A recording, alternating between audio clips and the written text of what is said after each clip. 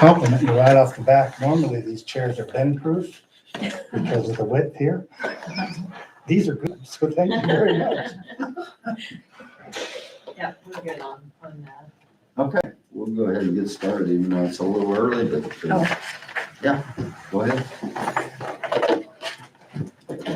All right, well, again, thank you very much for inviting us in, and thank you for everything you've done. The building over here, I thought you should know, in fact, I was talking to the clerk, Miss Adams, as I was coming over. We're getting a ton of compliments from the public for the building, and they love it, and so I'm very excited about that. I brought a crew of course, our court administrator, Nikki Davenport, the short timer, Roy Smith, head of the court services, Stephanie Petrie, who I've always think we should lead with first because she doesn't cost you a dime. She eats what she kills. She's our favorite. But I will tell you, Sure. how many court trustees are there in Kansas now? Well, I'm not sure, I'm the only one still doing debt collection for OJA. I'm the only one with contract. And so you get personalized service, and we fought very hard to keep Stephanie on. So we're very happy to have her. Courtney Parker, who's very interested in Lloyd's position. We have Katrina Adams, our clerk, and Brent Graham, our IT guy. Our budget is pretty stagnant. There's not much. In fact, the good news is in district-wide expense, you've gone down. You were at 56% in 2025.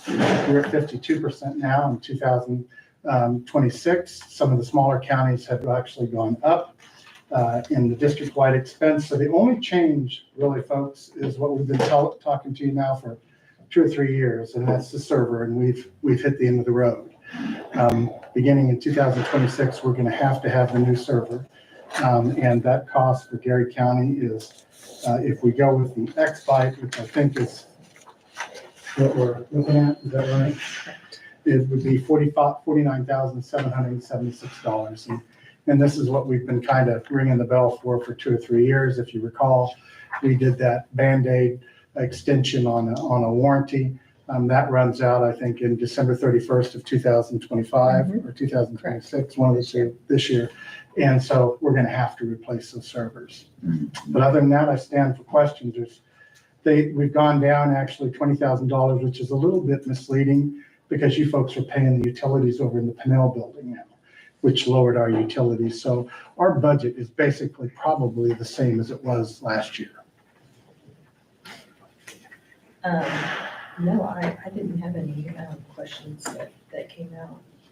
I'm excited about how nice the building looks as well. Oh, Yeah. my gosh. And Jeremy's looking at doing like, to help or to be in tune with the Main Street, is getting, where you can put the different colors up on there at night.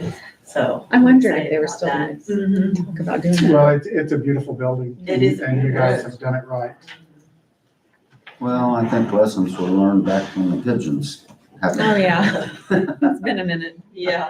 But That's no, not it fun. amazes me to see their boom going, how they Oh, I get that know. boom that high. It looks really good. It always fascinates me. I wouldn't want to be up there. No, And they're out there rain or shine. I mean, they're out. How's the security building, or what do I want to call it? It is, it's security. I think it's working really well. I mean, we don't have, there's no bottlenecks that happen. They have helped us on more than one occasion in the courthouse. So I think we're pretty pleased. I mean, it with works very well, like the flow of traffic and things like that. Yeah. And then we have those lockers out there that those are great for just people with cell phones, bags, things like that. So love it. I think it looks really nice. And I did have some old courthouse pictures framed and blown up, and they look really cool in there. I mean, I don't know if anybody actually stops and takes a minute and looks at them, but I really think they look nice in there. So. And we've had a couple, 2 or 3 really big juries pulled and level ones, and we haven't had the biggest the biggest critique that we get is parking. Yeah. And of course, with everything that's going on, and that there's not much you can do about that. Yeah. And this is a sidebar, but, we're doing a study on our detention center and sheriff's department and all that. How involved are you with the justice planners? You know, you'll want to involve us just with ideas in regards to the IT part of it. Because it's really handy if you have that IT hooked up to where you can do first appearances from jail, especially in Geary County, because there's a lot of them. So I think you'd want to be involved there. We're not going to have a lot of say what goes on, but they may want to know how often and how many are coming to court, et cetera, those types of things. But when we did the one in Dickinson County, we weren't involved in that side of it a lot. We did make sure all the IT was hooked up to where we have that ability. But other than that, probably not too much. And we did sit down with them, Okay, the that's sheriff's what. department, and I think Judge Cooper. Because they wanted to look at the whole judicial picture, system and everything, Mhm. so, okay, good. Well, I'd like to ask, since we're talking about that, because we have such a unique setup with the tunnel. Mhm. And so my concern with if we build somewhere else, whether it be either across the street, we're not gonna have that luxury. I mean, how important do you think that tunnel is as far as security wise? It saves you money. Exactly, It yeah, saves you a it's lot of money nice. because you're Yeah. not transporting all the time. yes. Well, and safety And too. Safety too, yeah. Because you're just going The- right in The and out. ability, Yes. and see that and that was a big sell in Dickinson County is, you know, you worry, it's both sides of the coin. You worry both for the victims and you worry both for the defendant, and then you worry about the officers coming down those hallways. And that's what we had to do in Dickinson County. Now we don't have that.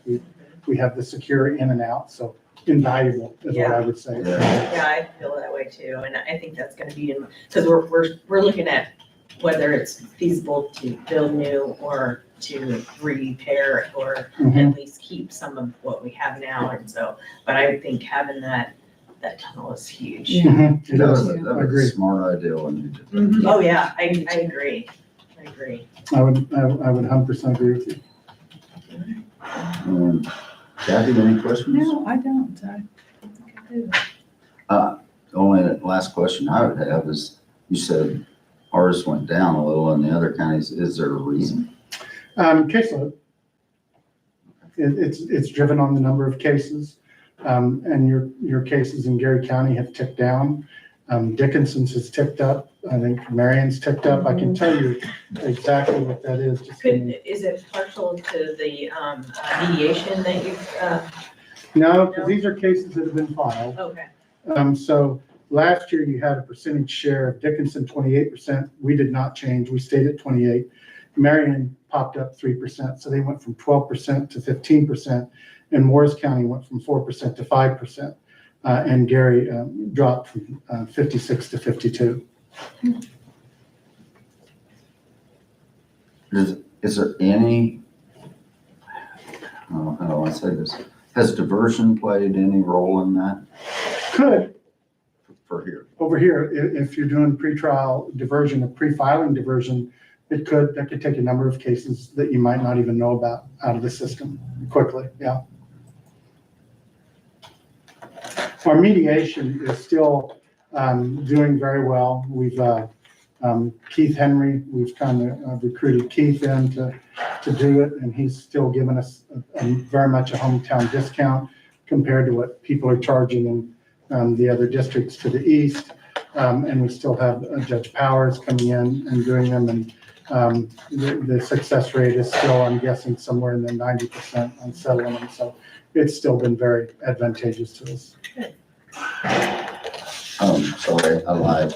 Last question. What other things do we need to do in the courthouse itself? Structurally, physically? You know, that's a question that you always, some judges will ask jurors when they're doing voir dire, is there anybody for any reason doesn't want to be here today? And I've never asked that question. Because I know how I would raise money. You know, the only thing that I think we'd have on our radar, and Nikki and I talked about this, Ms. Davenport and I've talked about this a lot. Courtroom 3, in my opinion, should have never been a jury trial. That jury box needs to be taken completely out, and the bench redone to make that room user-friendly. That room is used for sink cases now, basically sink docket, limited docket. So I would actually take that jury box completely out, and I would have, I would bring in more tables to make that a more usable room. The work you've done in regards to courtroom 1 and courtroom 2, the benches in there has been fantastic. They work really well. I don't think I would change a thing. Of course, the only critique we get in there is, can you move the air conditioners? That's not happening. You have to live with it, hum along with it. Love courtroom 4. It's my favorite courtroom over there. I like to try cases in courtroom 4, but I think as far as my purpose over here would be courtroom 3, be redoing it. And then possibly even like the clerk's area, on that first floor, after you come through security, the clerk's office there, there's a lot of congestion when there's a lot of people, because those windows kind of set like this, and then you're trying to figure out, well, which one do I go to? And then lots of people get backed up and sometimes into the hallway. And gosh, in a perfect world, you'd love to just be able to open that up, kind of like, much like your, just a regular receiving. It's just, and I don't know if the windows in there are that, that ballistic glass, or what type of glass, what type of security that really is there. I don't know. But that was something that, we had talked about too, in a perfect world. But So that's on your radar. yeah, we can For still the function. future. Yeah, absolutely. I can't even. Wish list. Back when the county attorney's office used to be in there, I just can't imagine how, I just remember how crowded everything Oh, was. yeah. It is. But no, but it It worked. it works. It did. Yeah. So, Well, thank you. thank you. Thank you very much, guys. Thank you. Thanks for being. Thank you. Lois, do you have some words you wanted to say? Just a parting word. Yeah. Nothing to try. I was gonna say. This is his last one. Boys, when I is think he should be your- crying right now. I would be crying. The 30th, Of this month? this one. Are you sad at all? Wow. Okay. Does Lois get sad about anything? No, never, not even his own children. Right. So, no. So we have something for He you? hates puppies and hates kittens. It's very hard for her. Thank you. See you guys. Bye. Thank you. See you. Bye. See you, Lois.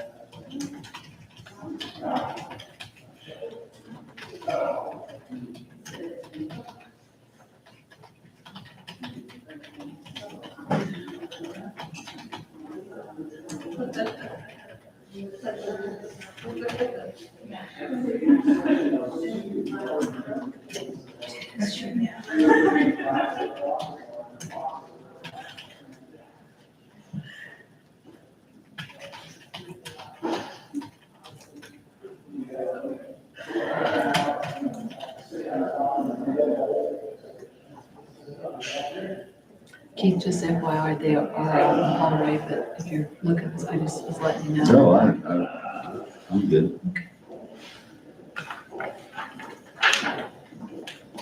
Hello. Hi, Heather. Hey, before I forget, I have my uncle's World War II.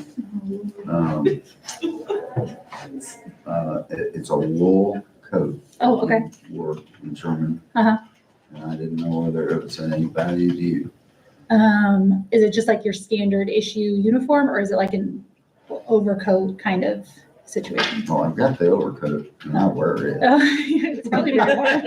Yeah. When I'm not in the rain or the snow. Uh-huh. No, I'll have to stop by and show you. Yeah, yeah. Which uncle?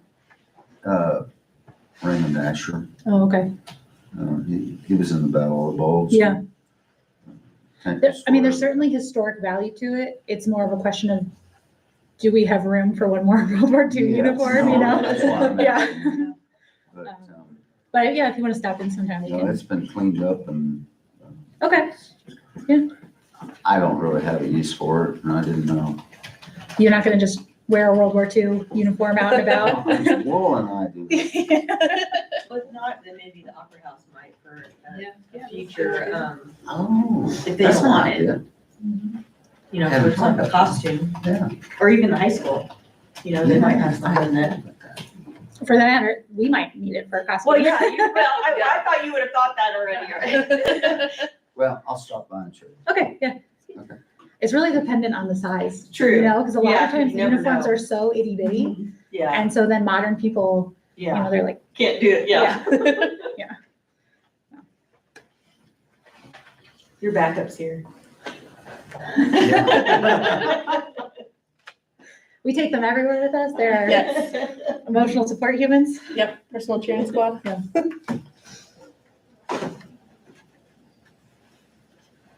Go ahead. Ready? Okay. Yeah. All right. In 2016, the museum appropriation was $121,000. Had the county kept up with the rate of inflation, in 2025, that amount would be $164,000. Instead, the museum has received appropriation cuts that took us down to $120,000 in the last 2 years, well below the ever-increasing inflation costs and putting us significantly below the buying power the museum had almost 10 years ago. Despite these cuts and the necessity to cut an entire professional position from our staff, the museum has still managed to increase numbers of visitors, provide improved exhibits, make necessary repairs to 3 of our 4 historic sites, and triple the number of events and programs we offer to the community. However, this is unsustainable without the increased funding that the county has promised to return to us for the past few years. Educational and exhibit grants help us achieve many things, but they don't keep the lights on and they cannot pay our staff. Our requests for a return to a sustainable funding amount have gone unheard over the last few years. So instead, we hope you will listen to our community and what they have to say regarding the importance of our organization.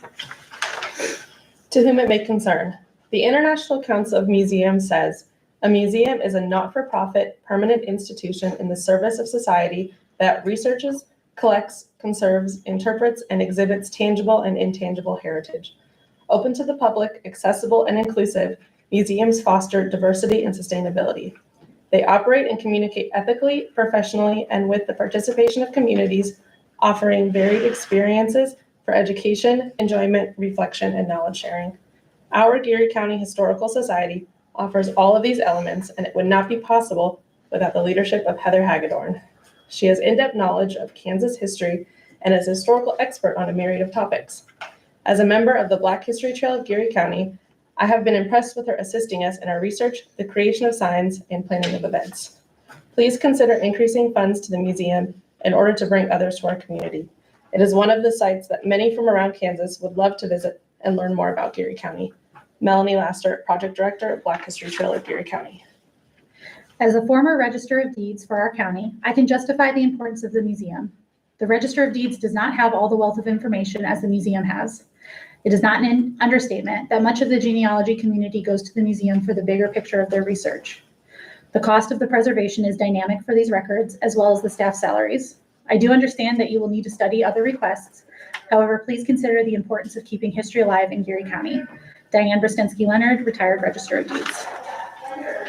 Please consider restoring some of the funds lost over the last few years to allow the museum to continue offering quality programs for the entire community, including children and visitors as well. Marianne Eichholt, Geary County resident and supporter of GCHS. Whether visitors come from Australia or Kansas, they spend money in Geary County for food, lodging, souvenirs, and visiting local businesses. I urge you to consider not only maintaining your appropriation for the Geary County Historical Society, but also consider an increase. Costs of upkeep on historic sites increase year by year, and our staff is second to none. People who visit our museum often say, this is one of the best museums we have seen for its size. And one person stated, I had a better experience here than when visiting any of the Smithsonian's in DC. Thank you for your attention to this matter. Dr. Farrell Miller, retired USD 475 administrator and GCHS docent. As a descendant of some of the original settlers of Geary County, I am especially interested in the need for continuing support of Geary County Historical Society. When I moved back to Junction City earlier this year, after having lived elsewhere for 50 years, GCHS proved to be one of the places where I could connect with people with similar interests. Paula Beavers, Geary County resident. We have a gem of a museum in Geary County, complete with historical documentation dating back to the founding of the city. The Historical Society is the best substitute for a waning memory of our population, and its preservation is most important as we move forward into the rest of the 21st century. I believe the Commission should look favorably at the request of the Historical Society for its 2026 appropriation total. It is not unreasonable and is certainly of value for taxpayer money. Dr. John D. Kovac, Geary County resident. Today, we are all faced with higher prices and limited budgets. Local museums and their events can provide parents with a low-cost, fun, and safe place to take children. I understand budgets, but the importance of providing children with a history experience cannot be underestimated. It is not just something to entertain them for a few hours. It is knowledge and a memory that will last a lifetime. Please do not cut back on the opportunity for children to experience history. Geary County has a treasure with its Historical Society and Museum. Please give them full support to keep the museum open and to hold events which are so important to your community and visitors. Jan Elder, Living Historian. Dear Committee, I recently moved to Junction City from Sacramento, California. Part of my decision to choose Junction City was my need for a home based on the solid feel of this area. Namely, if I looked back in time, did this community have a solid historical background, proven community growth, and a society that reinvested itself year after year for the good of the community? I found the details I was looking for in the museum and a knowledgeable staff that was able to answer many of the questions I had regarding the history of the community.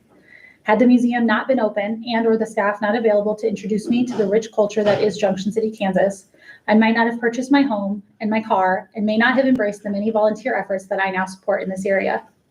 The society and museum's availability were a critical part of creating a new life for a new citizen that brings value back to Junction City and the county. Cynthia Laramie, recent Junction City resident. For 2 decades, I have been a lifetime member of the Geary County Historical Society, and I have never been so proud of that membership as I am right now. What the GCHS offers to the public for free is really astounding given its minimal staffing, still one person short of what it was in 2020. They certainly know how to make the most of every dollar. I cannot overstate the contributions of the GCHS to the Black History Trail.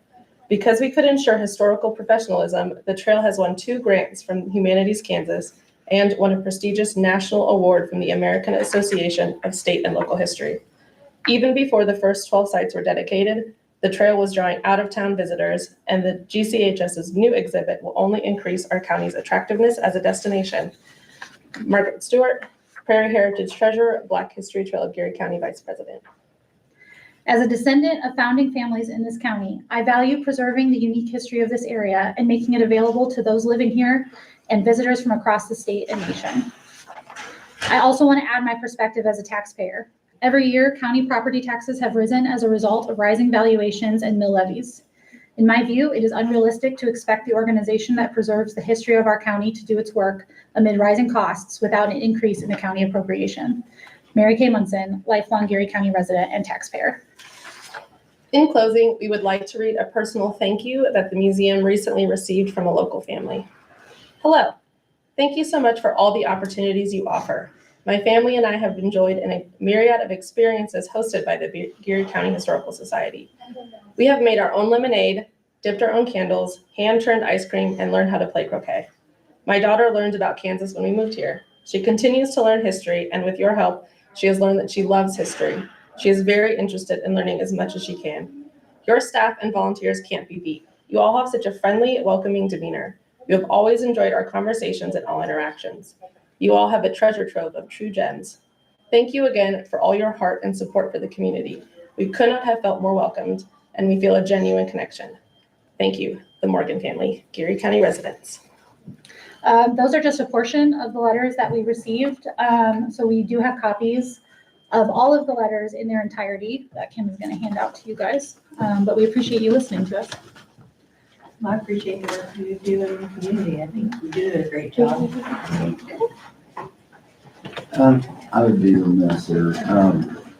Could you, I should have said this sooner. Introduce yourselves so the public knows. Sure. Sorry. I'm Heather Hagedorn. I'm the Executive Director and Curator of the Geary County Historical Society. I'm Kim Neptune. I'm the Director of Programs and Education at the Geary County Historical Society. And your board. And we have supporters, Dr. Farrell Miller and Nita Miller here as well. We're happy to answer any questions.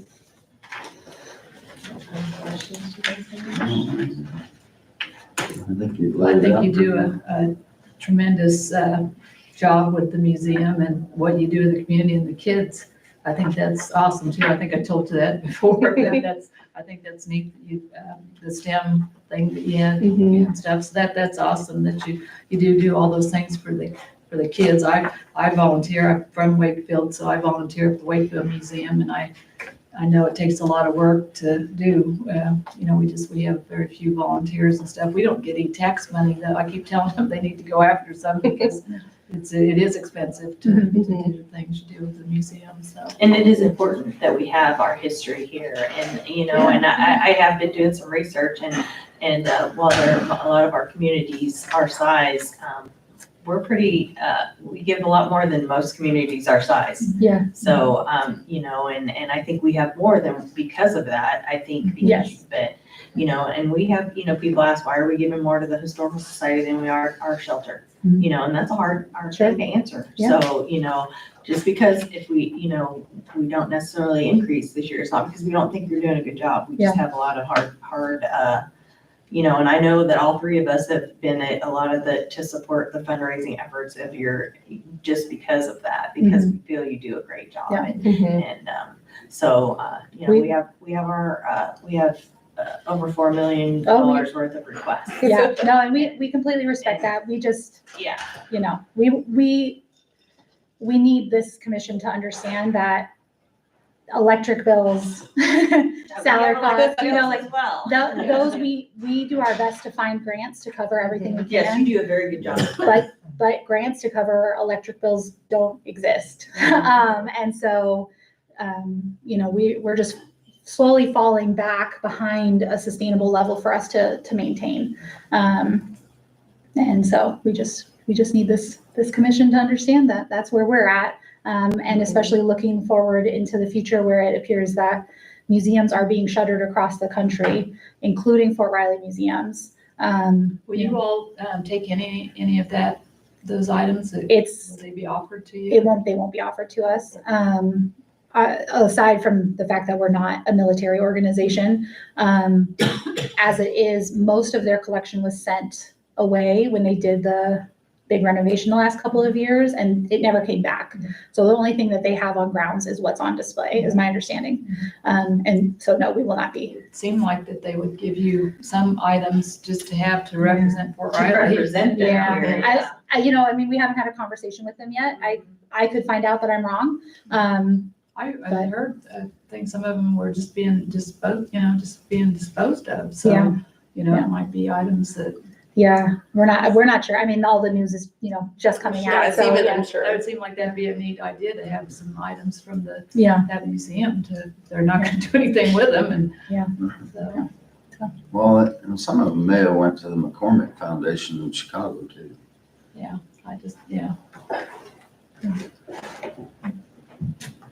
I don't have any more. No. I appreciate your presentation and your words, and I appreciate the support you have from the community. And I think that's really, really good. So Thank you. We're very grateful. Thank you.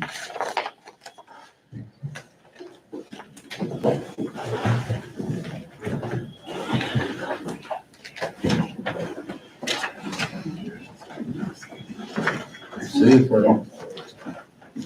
Bye. I was in the seventh grade music teacher. Miller was the seventh grade music teacher.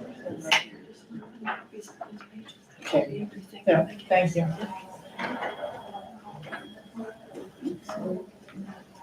You guys had Historical Society in all your books, right? Yeah. Is that the documents?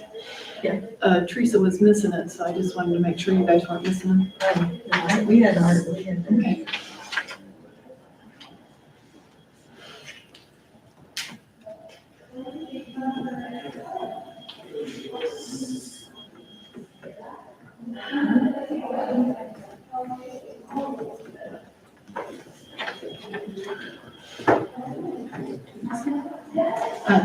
The clerk just stepped out for a second, she'll be right back.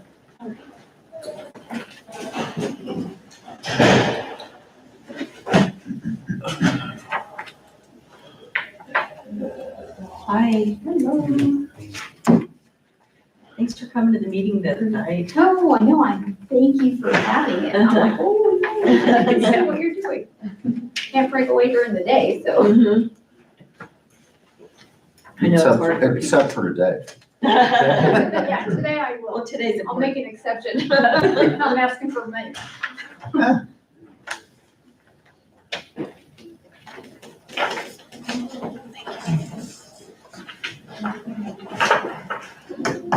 If you're ready, I think we are. Okay. And introduce yourselves when you come up. All right. Nothing gets settled. Good afternoon, Commissioners. Thank you for having us. My name is Debbie Savage. I'm the Director at Fresh Start Emergency Shelter, 136 West 3rd Street here in town. I have my board president, Lawrence Palmer, with me, as well as Aaron Gillis. He is my paid intern with lived experience. So we brought them all along. Nice. I hope you don't mind. I'm going to kind of read just to keep me focused on what I wanted to say and present. I know you have our application. I see that you probably have, yep, there you go. I see it all. Okay. So again, good afternoon. Thank you again for having us. First off, I would like to personally thank you again for having that Monday night session. It's kind of nice to be able to be involved and see what you guys are doing. And then also, Ms. Tremont, I would actually like to say thank you again for bringing up the what you feel as agencies need to come together, especially on the transient tax.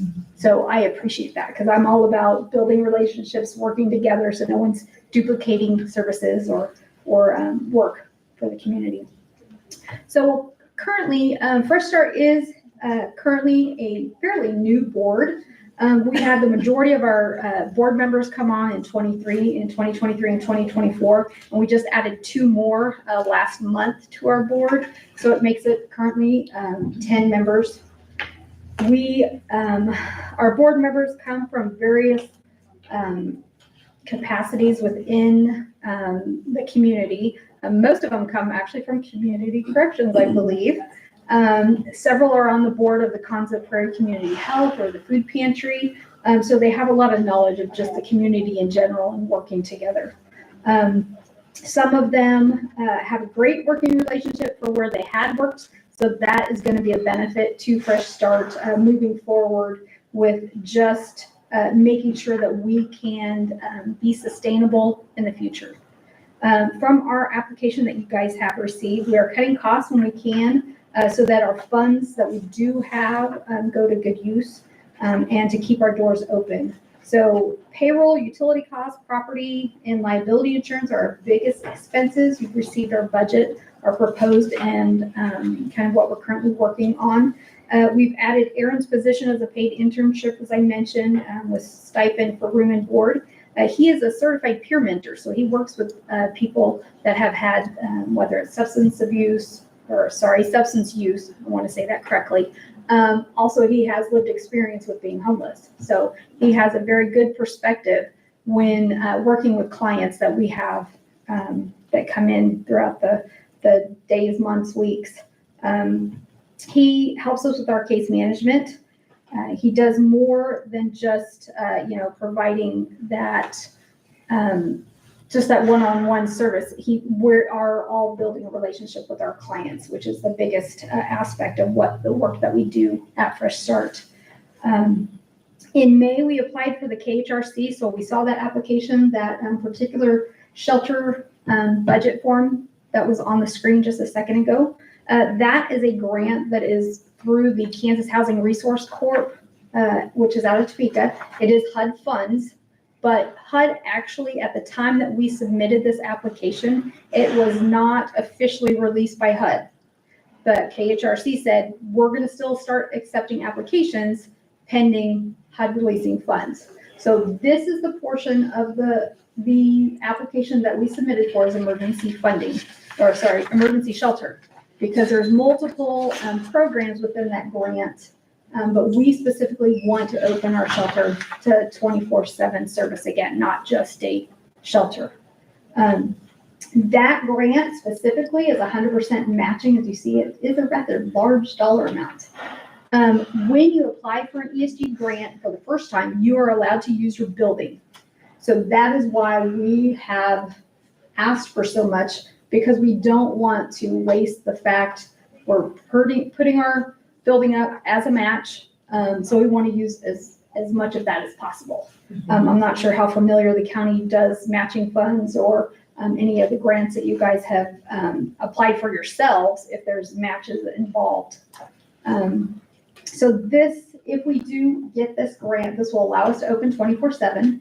And then for the funds that do come in, will also allow us to keep them to just help us be sustainable for next year, for 2027, I should say. So with that said, we are asking for $45,000 for 2026. That is what we received in 2025, and we appreciate that. You don't know how much, because it has allowed us to stay open. When we did not get the ESG grant, when we applied for it in 24, because of an error outside of our control, that money that came in July, or I should say that came in January, just helped keep our doors open. We have assisted clients coming from corrections with a safe place to land and get acclimated. In fact, just this week received someone that had just come in from corrections. He said he was supposed to go to Manhattan, but somehow they dropped him off in Junction City, but that's okay. We got him started. So he just said this morning that he has a job already lined up. Originally, he didn't really want much help, but he has come back. And so we're assisting him. We have one gentleman that came from Harrington, got kicked out of his family for whatever reason. Sometimes we'll ask, they don't have to answer.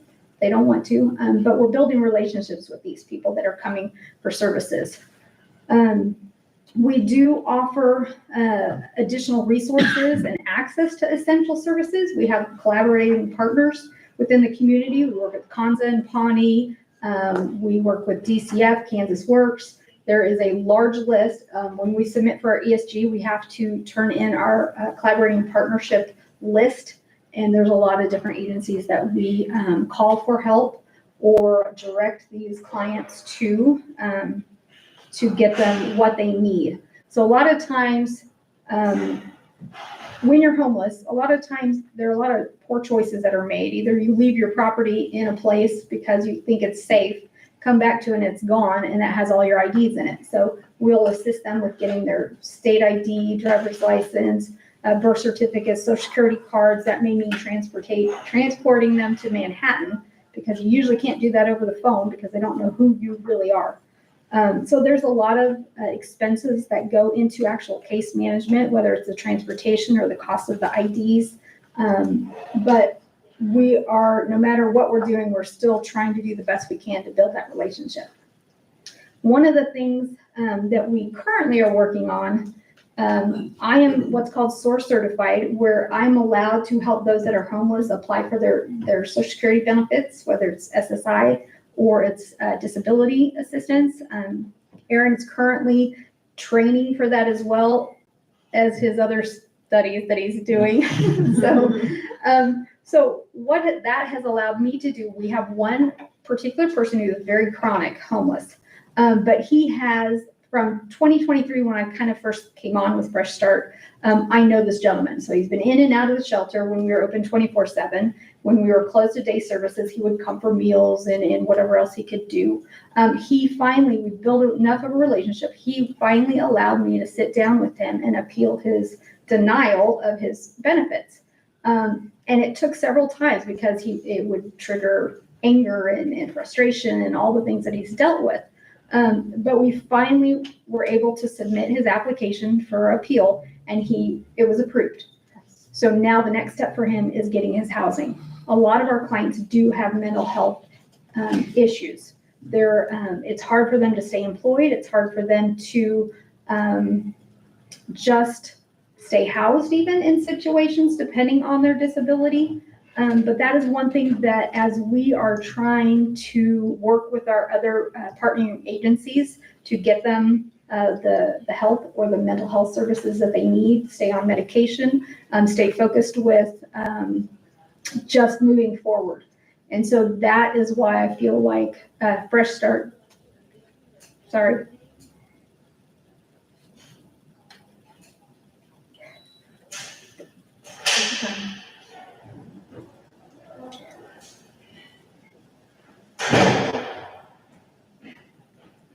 Sorry to get emotional on this. Just needs assistance with making sure that we can continue to help people that are very vulnerable because they don't know how to truly interact in our community. And most people tend to look down on them or just feel like they're lazy. And that's really not the case. That's a misconception that homelessness is that they're lazy and it's their choice. A lot of times it's not. So with that said, would anyone like to add anything else? I think I'm Aaron again, by the way. When I came to Fresh Start, I never thought I would be in this position. I always wanted to be like an electronics technician or something. And to be honest, I struggled with alcohol and I was homeless in Utah. And I was in and out of the hospital so much there, they finally said, hey, there's a place in Arizona, we can send you to it if you want to go. So I went there as a transitional living community. It was a 90-day program. I ended up staying there 3 years. It's because I became staff there. I became a house manager in my apartment and a peer support leader. And that changed my way of thinking what I want to do with my life. And I came here, I guess they stranded here last year and ended up staying in the shelter for a little while. And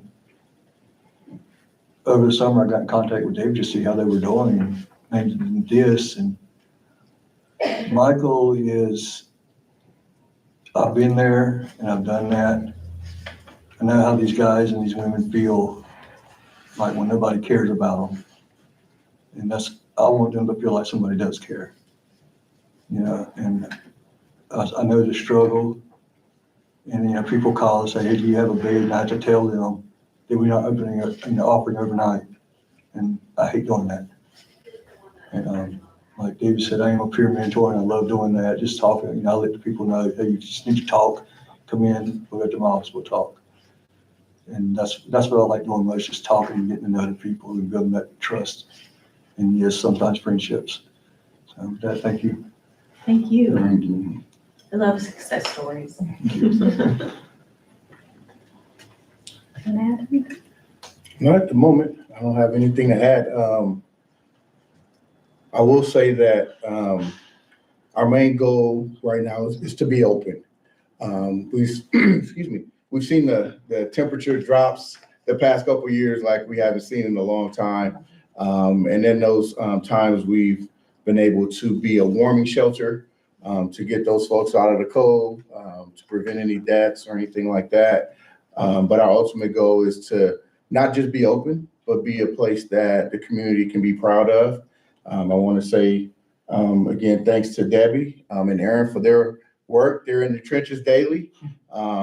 We've also, like she mentioned, been able to bring on some new members to the board to help and assist with this as we continue to grow. Like she mentioned, we're doing the best we can with what we're getting. And we're also streamlining everywhere possible so that we can keep the doors open. And so I want to say thank you guys for the support that you've provided. And we hope that we can continue that support. Well, I would just say this, you've come a long way from, I don't know how many years ago it's been, but you're running a really good ship right now. And I appreciate that. And I appreciated you and the Magdalena project. You guys kind of tag teamed with the shelter and, that helped you guys, that helped them. And that's exactly what I'm sure Kathy was talking about, working together because, we all have the same goal. So yeah, I really appreciate I know you've been working your booty off. And it is very much needed. Well, I appreciate your passion as well. How many beds are available and what is the length of time that, you say no more than 20, just a 20, you want to be a 24/7, but now they just come for the day and then they. Correct. So currently they just come for the day, which allows them to kind of hang out there. They get meals, they can shower, laundry, clothing, toiletry items. They can just come and go. We are open only for day services, Monday through Friday, 8 to 5. Again, kind of like what Aaron says. I hate to say see you tomorrow, especially for the new ones that are recently homeless, because you want them to come back, but you can't guarantee they'll come back. But if we were open 24/7, we have 19 rooms in our building that are residential. Some are single or double beds. We have a men's wing, a family wing, and a women's wing. So we can have up to, I want to say, we also have 2 ADA rooms. They're on the first floor, so they don't have to go upstairs. So depending on the number of beds, anywhere from 31 to 36, depending on how many people or how we divvy them up. But we have 2 rooms on the family wing that are joined. So it could be a large family in there because one room has double bunks and one room has either 2 twins or a full size with a twin. So they just come and stay during the day and then have to find somewhere else to sleep during the night and then they come back. And why I'm asking is, I've had a few people call and ask me about the people that are at In the park. Yeah. At Coronado.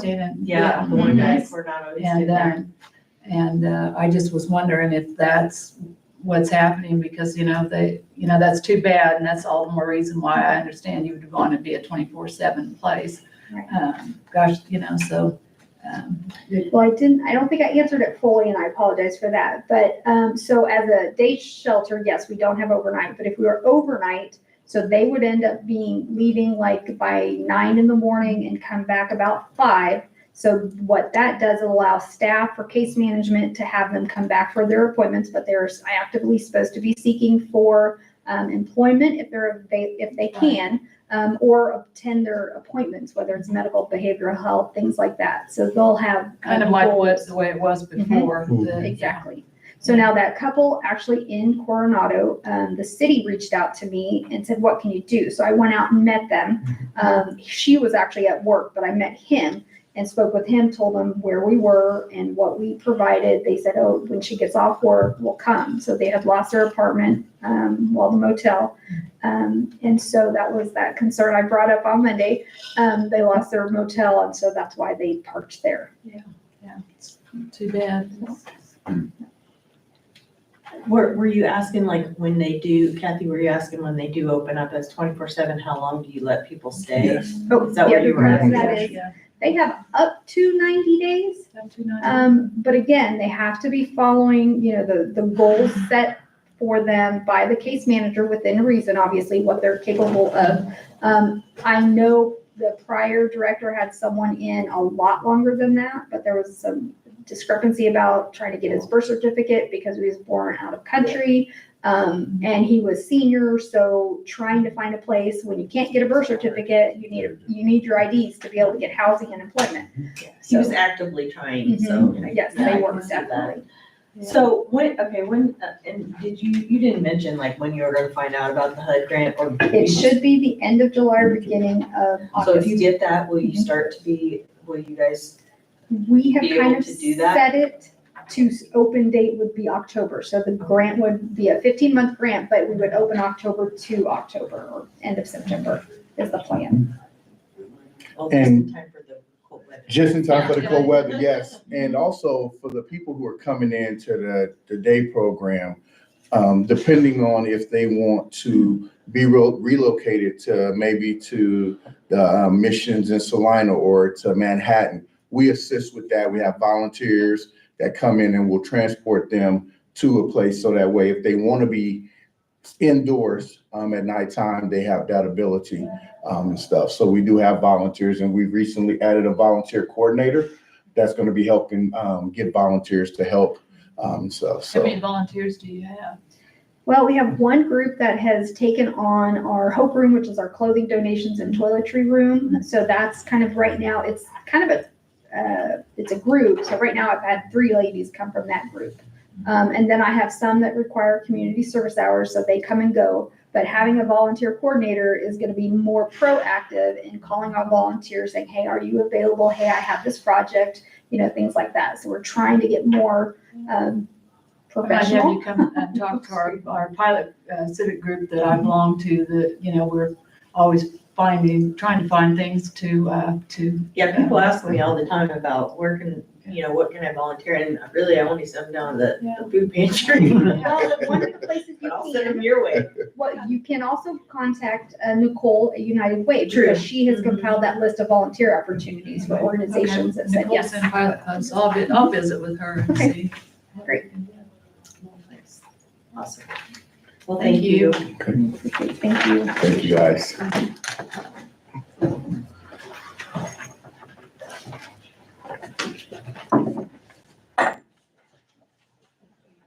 Lawrence, you need me to come give you a ride in my car? I do. I was so jealous. I'm like, ooh. Hey, lady. Good to see you. Thanks. Hi, how are you? Ready for me? I'm next. Hi, Angela. Guys. Hello, Angela. Hi, Trish. How are you? Good, how are you? I'm good. There's that one.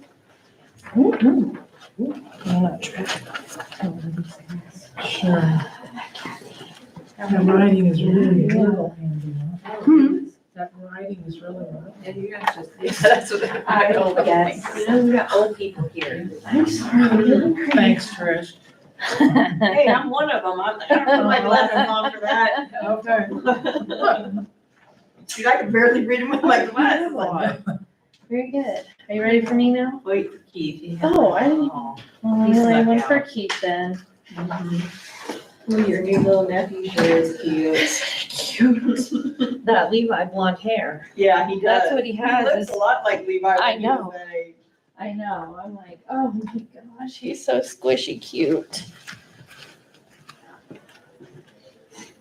This one here's the numbers are a little bit different, so. That was based off of 900,000. This is 850. That's the 850 is what, They just changed it this morning. yeah, it was changed this morning. So I wanted to give you the most up to date. Perfect, thank you. Yeah, of course. As long as it went down. It did. It did. By almost 10,000, a little over 10,000. That's good. We like that. Yeah.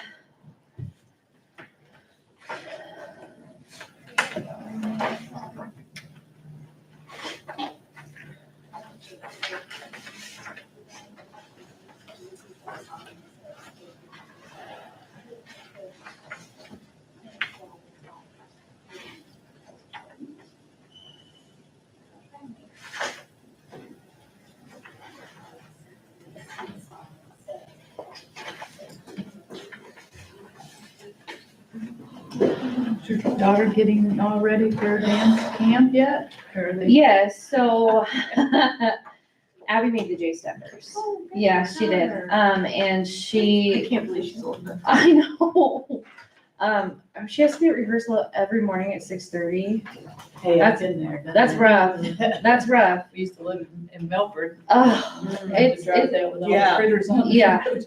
it's a little rough because I am not a morning person. But she's loving it though. Last night she was in the living room with her pom-poms practicing, and Oh, they have that's great. pictures this weekend and then camps the week after the 4th of July. So it'll be fun. I think it'll be good for her. And they have a good group of girls and boys. Yeah, So she's at that age like with Mandy when she was doing that, then she wasn't, so I had to drive her in and wait, come home and get ready and come back. that's what I take her up there. Then I go to work for like 2 hours early in the morning so I can see some of my other staff. And then I go pick her up and run her home. Yeah. Well, I run her to theater. She's doing little theater this summer too. They're doing Legally Blonde. I heard So. there's quite a few kids in that this Yeah, I think it's gonna be cute. Because it's Remy's in it. Starts tomorrow. Tomorrow, yeah. Yeah, tomorrow. Does it go 2 weekends or just No, this it's weekend? just the Thursday. Thursday and Friday. Oh, just Thursday and Friday. I I think had it's gonna be never cute. seen that small of age. Abby actually did the group this last time. Oh, they're so You know, fun for to them, watch. you know, that they really did a good job with Yeah. a 3-week period for those kids. They- to know their There's a lot lines of and kids to stuff. corral too, Yeah. and no, I had some family younger in the first one, and it was cute. Yeah, I'm excited to legally one, so that'll be I'm good. trying to get to it. Yeah. If Mandy got me a ticket or not. but- We ready, Keith? Yeah. Hi, Well, we're waiting on you. Sorry. That's all right. That's all right. So I am here to present the budget for the juvenile detention. I know that this number does not reflect what I just gave you because the numbers I just gave you were lower. So this year's, with the funding formula, the request will be $242,544.42. So quite a bit less. And the allotted detention days are 1,250. So last year, Geary County, 2024, Geary County used 1,066 days.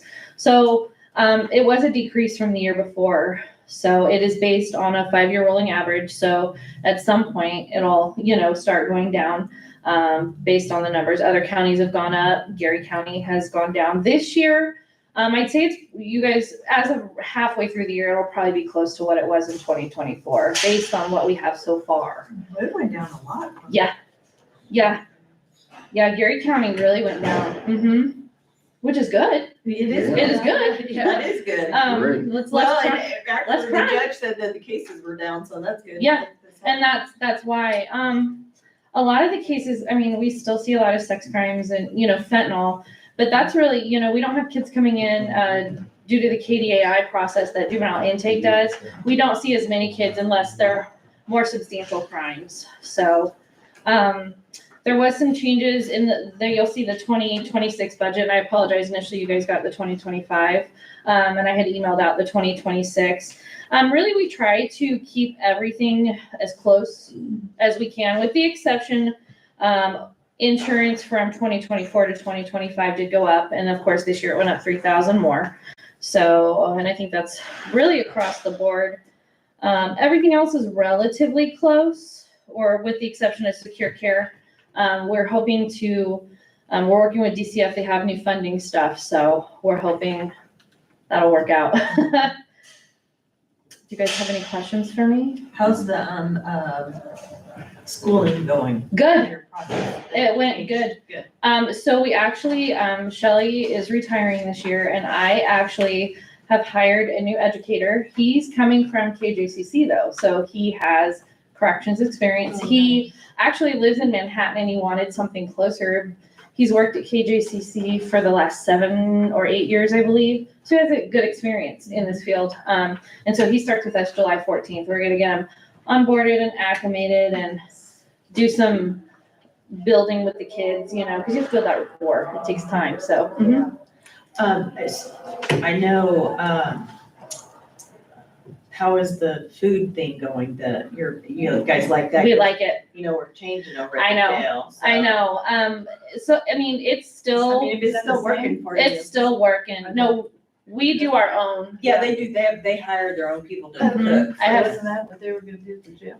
No, they have a new company that They went from we're Cisco talking to about somewhere maybe else. going to talk to you guys, but. They haven't yet. I'm not against it. Don't think that. Yeah. As of right now, it's still working. Sure. If the sheriff wants to come, I'm willing to conversations. That's fine.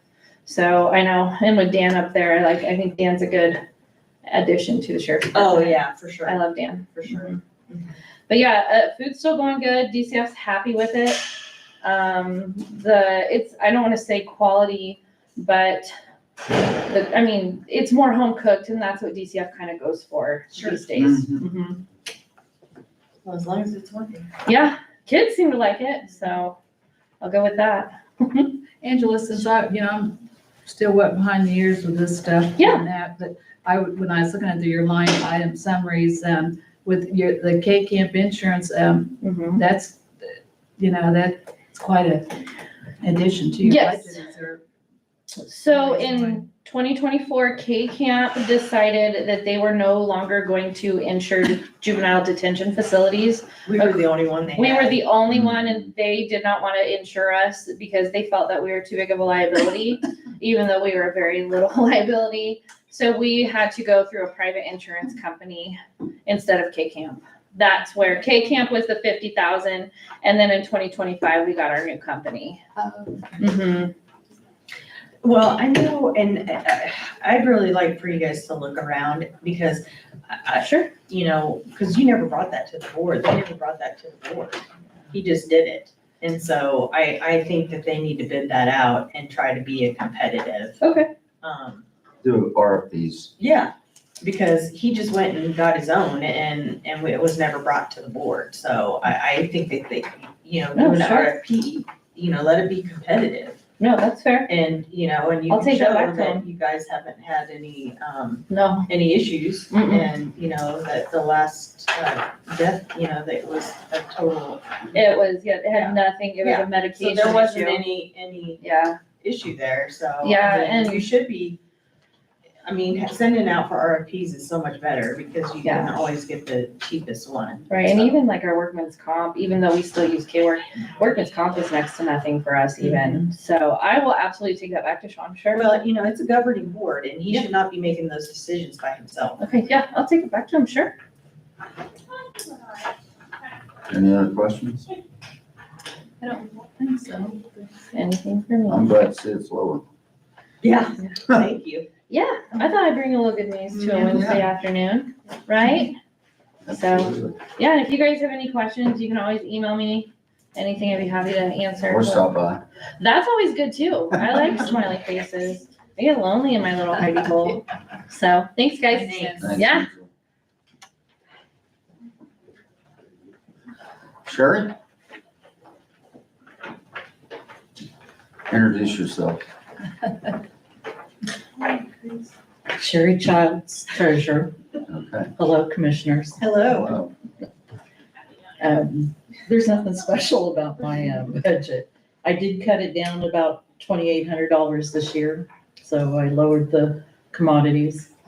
I can't depend on auto special too much I'm still using it, but it's a hit and miss when I can take paid bills out of it, so hence why mine's a little higher than it has been.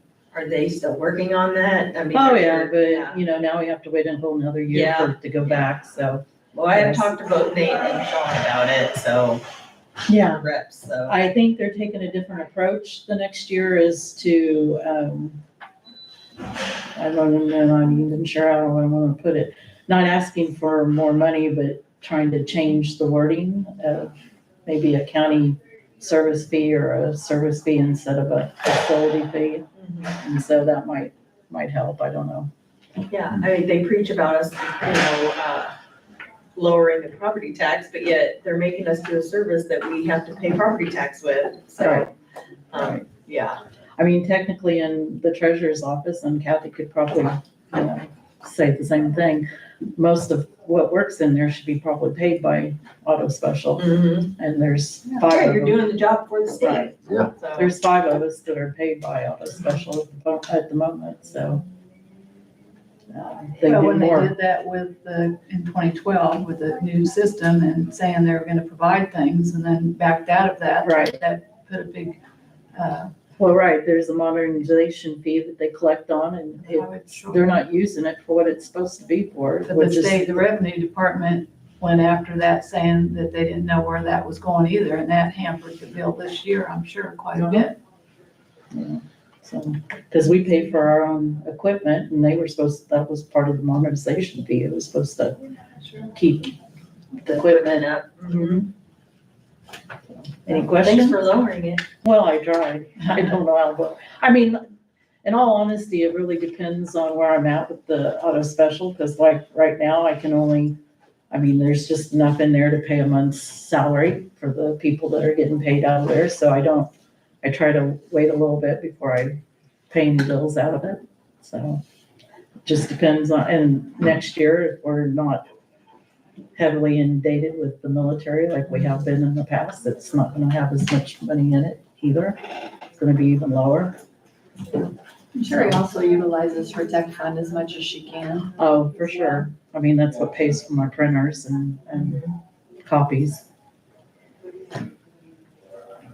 Any questions? No. Thanks for being good to me. You've had enough. Yeah, you've had your hands full.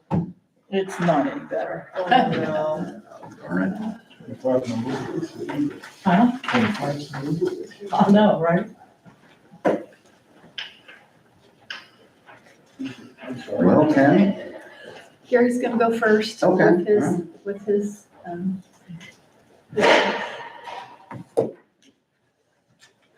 Good afternoon. hi. Geary Burgess, Geary County Emergency Management and Rural Fire, and Kurt Yonke, the assistant on both of those. We've already talked about the emergency management budget and the rural fire budget.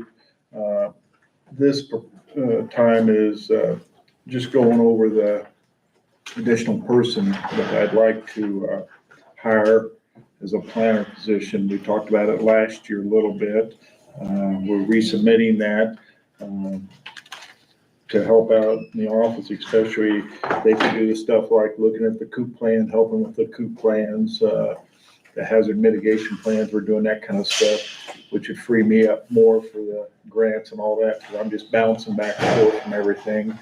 It could also, when Kim's gone for vacation, doctor's appointments, that kind of stuff could help answer the phone, because right now, one or both of us has to be in the office when she's gone to answer the phone. If we get a call, there's nobody there to take the phone call. So it's be a dual position that can learn a lot of stuff. And because all three of you know that one of these days Kurt and I will be retiring. We both have a lot of time in and stuff, and somebody needs to start learning this stuff. It's not something that can be done. Somebody can learn these positions in 2 to 3 months.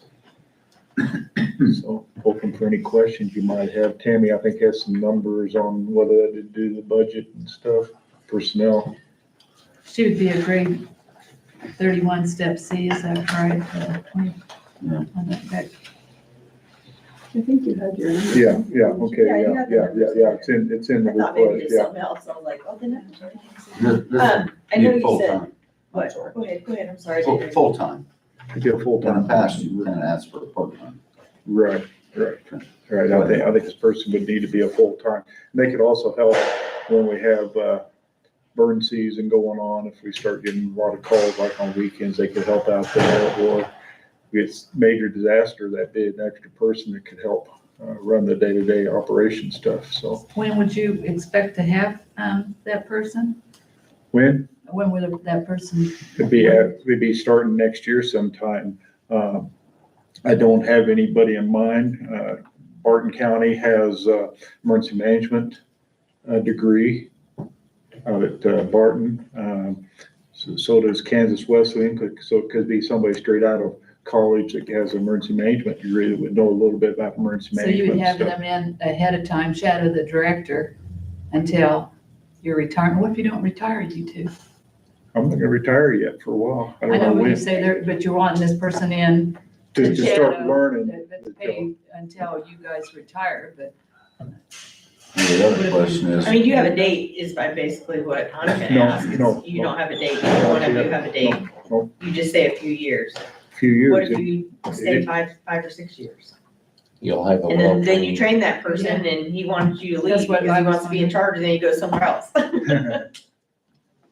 That's my concern. Yeah. That's what I was, I think that you need a person. That's Sure. just what came to mind is like, well, that Yeah. that person was gonna be there until you retired, but then what if you changed your mind and said, That's happening in the county already. Where they hired somebody and now the person's like, well, I don't want them to take over, so I'm not retiring. What do we do? But we need somebody in a planner position to learn and do some of the stuff that Yeah, we're doing. and if you had a date, if you had a year, I would say yes, I would definitely look Yeah. into doing would you that. consider, even, putting a person in there, like a part-time person, and then he's in. We could work on that and then get their I don't want to tell you what to do, Yeah. but I'm just saying that, I believe that you need another person in there. That just was, when reading this, it just came to mind. It's like, well, paying another position in there, and then for not knowing exactly what the future entails, which I know you guys want to retire, but I just was asking the question. Right now, the way my health is, I'm planning on being here 2 to 3 years at least, maybe. It all depends, something could happen next week or something that makes me change my mind. You never know. Mhm. Same thing with Kirk. He I think goes it would be on, harder he goes to on do his the fishing part-time trip and thing, he could though. stay up in Canada and decide not to come back.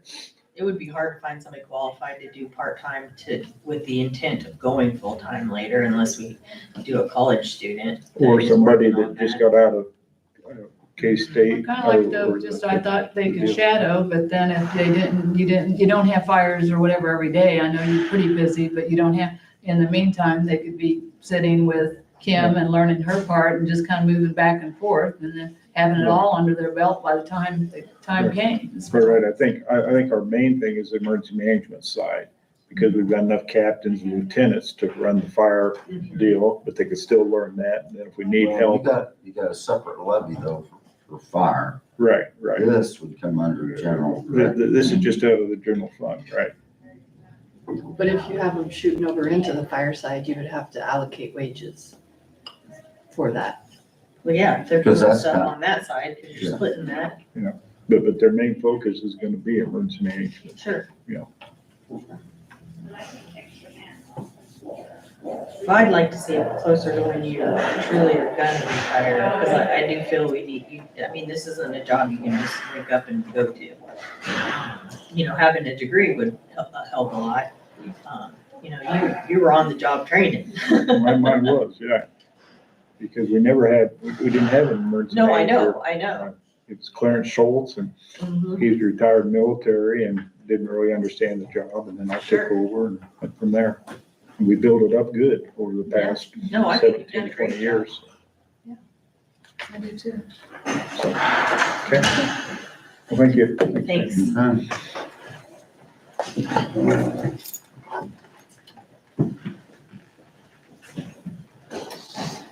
Good afternoon, Commissioners. Tammy Robinson, Finance Director.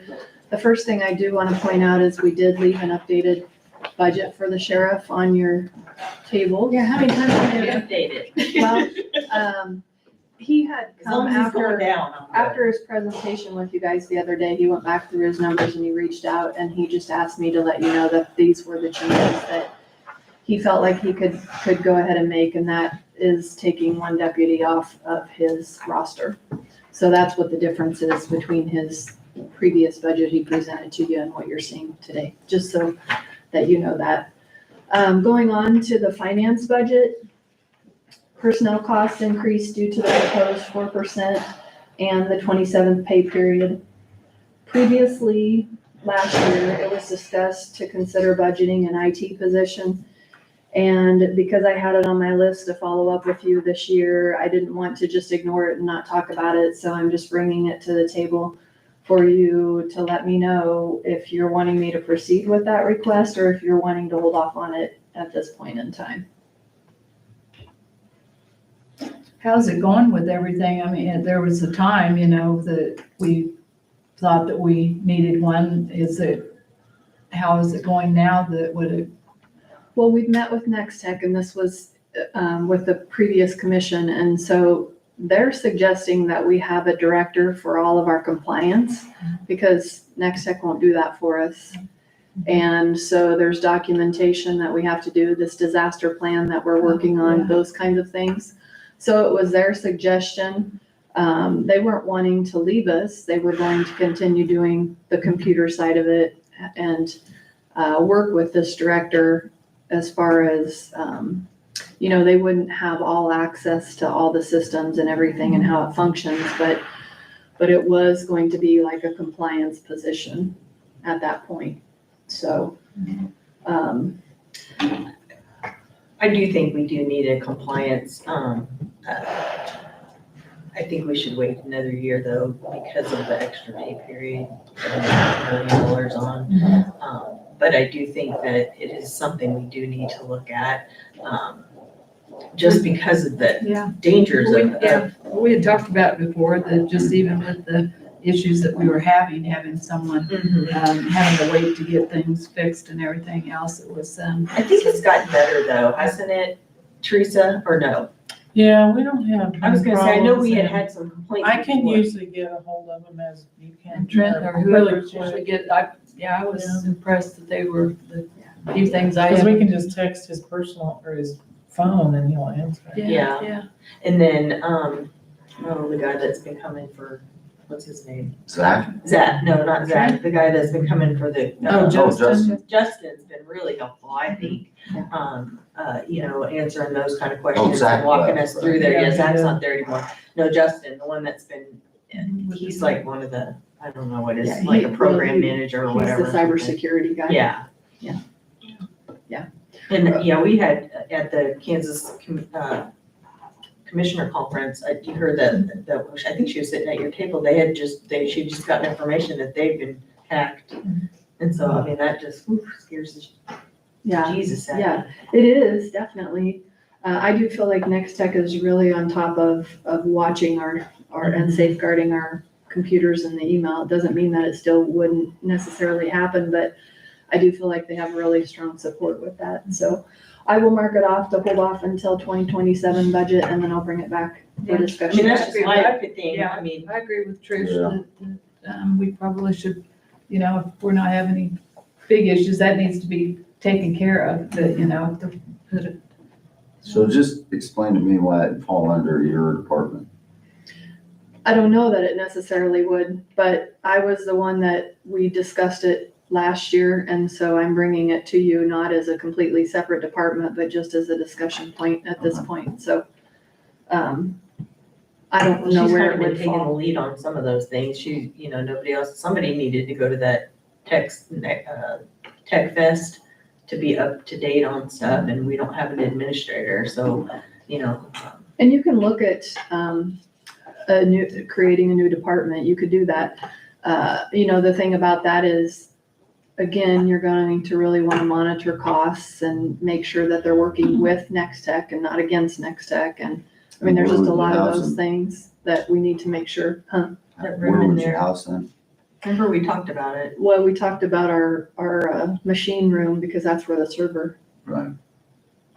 Just in that, making that a little bit smaller than having their. the office there. information for what the Next Tech uses. That'd be the only place in the building unless we did something downstairs. Them in the basement. So, well, and we talked This about building that was too. built that this was gonna last forever. Yeah. Yeah. But I mean, those are all discussions that we would need to Right, have, right. but the main thing is if you were wanting me to do something with it, I just didn't want to ignore that this was a discussion you asked to have this year, so. Well, I agree with the other two that let's wait a year. Paper advice and everything. Okay, so then on the 3 Cs for me, I did decrease by 7.66%, which equates to $2,700 on the budget. Are there any specific questions on any of the expenses on any of my line items that I might be able to answer for you on that one? Tammy, I don't know if I ask you or if I ask that I think that community involvement team is coming in asking for their money for the 25,000, is that right? Yes. At a later time, because I just want to make sure that, that we're not, that the funds that would go to them are authorized to go to them, because again, the community involvement team, they're awesome. I love that they do things with the kids and everything else, but that statute's pretty specific about how that money can be spent. And talking with the counselor after they requested, the last time I understood that wasn't supposed to happen again. So when we get to that budget, can we go ahead Sure. and talk about it just a little more? I'll go ahead and try I to was wrap going through through these a your little page, bit. so I thought that was the time to ask Okay. that question. The county commissioners is your budget. I did put it together. I did send it to you for any feedback. And one of the questions I had was just the difference in your benefits. And, we do the budgeting on benefits now based on what's actually being requested. And so there was a change in one of the commissioners, which adjusted benefits. So your benefits did go down relatively significantly with your change. There is no step or COLA in there. And just for Commissioner Tremont's understanding, in the past, that's what the commission had decided, was that unless they requested a specific increase, that I was to bring it to you flat. So it's not that that can't change, it's just that that's how they expected to see it presented in the beginning, so. And you probably know this, Kathy, in the past, whenever they did a COLA, they would just give themselves raises, and I don't think that's right. And so we did a resolution that if we were gonna increase our salaries as far as commissioners, it would be an agenda item in the public, and made that decision. So I just felt for transparency. And including department heads. Yeah, but we've never done that. We've never done that. I didn't want to put those department heads in there. I just wanted to do us, because we should not be giving ourselves raises without the. I think the public knowing. department heads, that would be voluntary, for elected. No, I mean, we can make them come in here, but I just don't, I think it's, it's the fact of giving ourselves raises, we need to be Right. transparent. So the only other thing that I just want to point out is the 3Cs did go up by $50, not significant at all. But I do have 5,000 down in your capital outlay because Commissioner Giordano just replaced her computer. Keys will probably be the next one that needs to be looked at being replaced. And so would like to see that we keep some money in there, just so that if those things come up, you have the ability to Well, spend on the those dollars. printer, we've got, We already bought that though. It's already been purchased. Right. But you never know. We might need another printer. Yeah. Kathy's been using the heck out of it. Uses it. Paper. Well, I just got so used to not using it that I. The next one is the general services, and just for the public's knowledge, this budget is used for the purchase of goods and services considered to be useful to Geary County government as a whole. So if it's not servicing the entire county, the expectation is for them to spend it in their departmental budgets.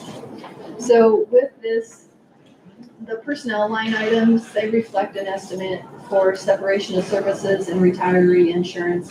That's based on data that I get from Human Resource. And we do have a line item in here that reflects the budget reserve.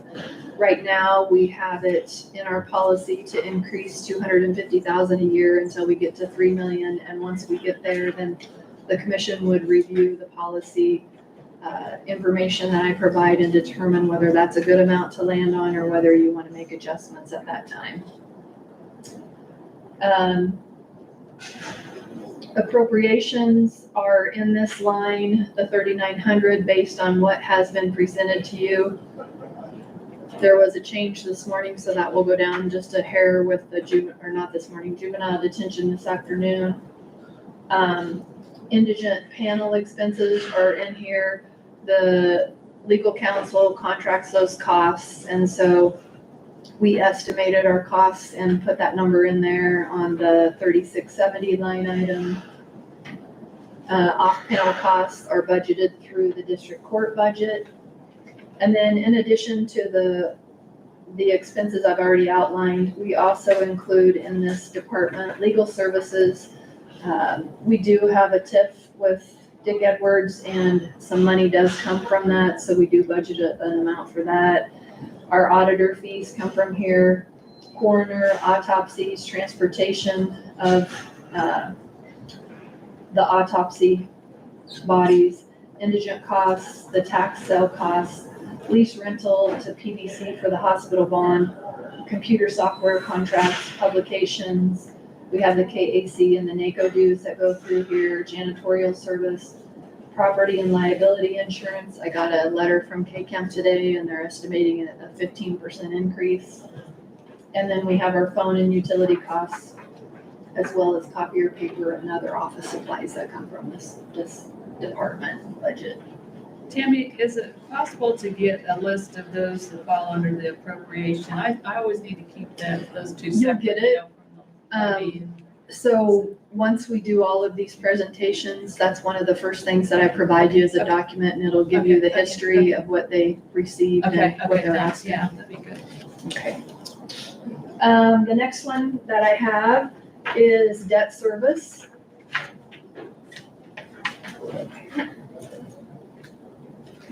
So on debt service, this one is for the 2016 hospital bond.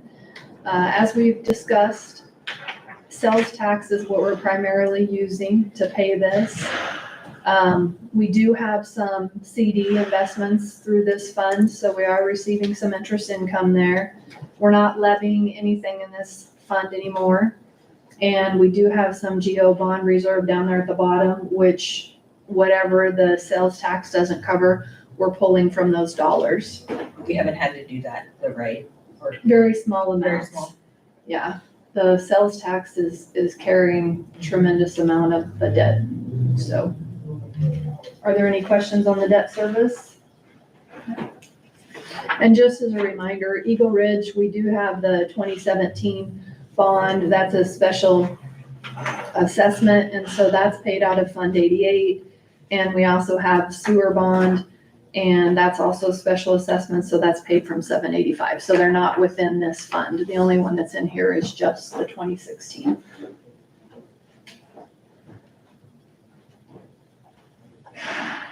The next one is facilities. And so this one is Public Works oversees the facility, all the facilities. And what we've been doing is transferring in $250,000 a year for this. We did note in 2024 that we had $325,000 worth of expenses for the jail alone. And so at the beginning of 25, with what we came in on cash at the end of the year, we did go ahead and double that transfer at the beginning of 2025. I did leave the 250 in for this year for the simple reason that we seem to be having a lot of those kinds of expenses, and until we know what we're doing, I don't want to run us short on having funds to do those repairs. Jeremy touched on his Cloud County Community College budget about he's tracking his repairs by building. He's also doing that here. And so all those line items, they're all 3480 are repair and maintain buildings and grounds, but there's a 3-digit code after that. Those are lined up with specific buildings, and he's tracking them when we pay for those. Now, when we do our budget, we're putting them all under the generic line 3480 because we don't want to limit each building to having a specific amount for whatever happens. We don't know. However, when he books his expenses, they're all being coded to the buildings, which allows us to get a history on what we're spending for those buildings, and also just to track it, especially when we're looking at the jail side. So this is really, I really don't expect us to spend that full 581, but as Jeremy noted in his, this gives us the full spending authority, not necessarily with the intent to spend all of those dollars. Any questions on the facility? No, but I think it's a good idea to keep track of each building. Right. Yeah, and it's not even, we do it on other things as well, but the building piece of it will be very beneficial for Jeremy's office.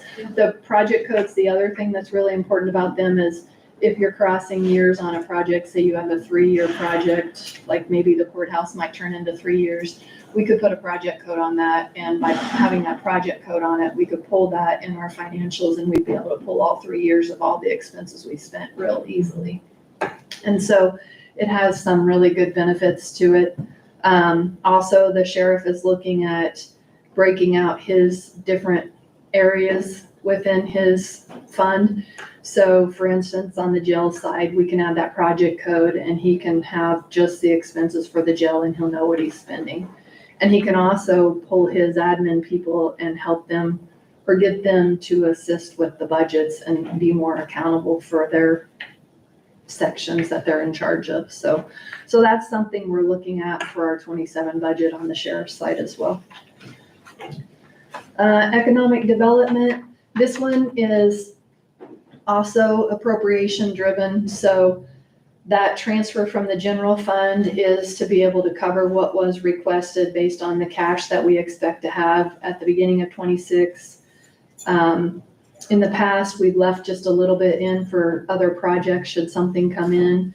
And so I did that as well in requesting that $375,000. Now, if you look at these appropriations and you don't fund them with what's been requested, then that transfer can also be adjusted. So that's something to just keep in mind, that could change depending on what you guys make decisions upon. Tammy, now why, when the EDC presents their budget for whatever that they had, 165,000, why are those two separated? The EDC versus, Right, yeah, what we've got in the general, just trying to. there is none in the general on EDC. It's all here. The Right, so 165. they came in, the 165,000, they came in and requested that. Right, it's down there in that 26 in the box. You can see it right The down there second almost to to the the. line, the second number to the end. Oh, okay. So that one's there. So what goes into the economic development are ones, not necessarily the services like the mental health or the big lakes or the emergency shelter. Those all come from the general because they're services to the public. These are more economic driven services based on the organization and what they provide. And so these all could come from the general fund. You wouldn't have to separate them. The reason we did this was if the commission ever determines they want to do a true economic development program, then this is a good way to start tracking what kind of expenses that you're seeing and potentially what you would look towards for people who might apply for this fund. So it's just separate, just for our sake, as far as how we're tracking it.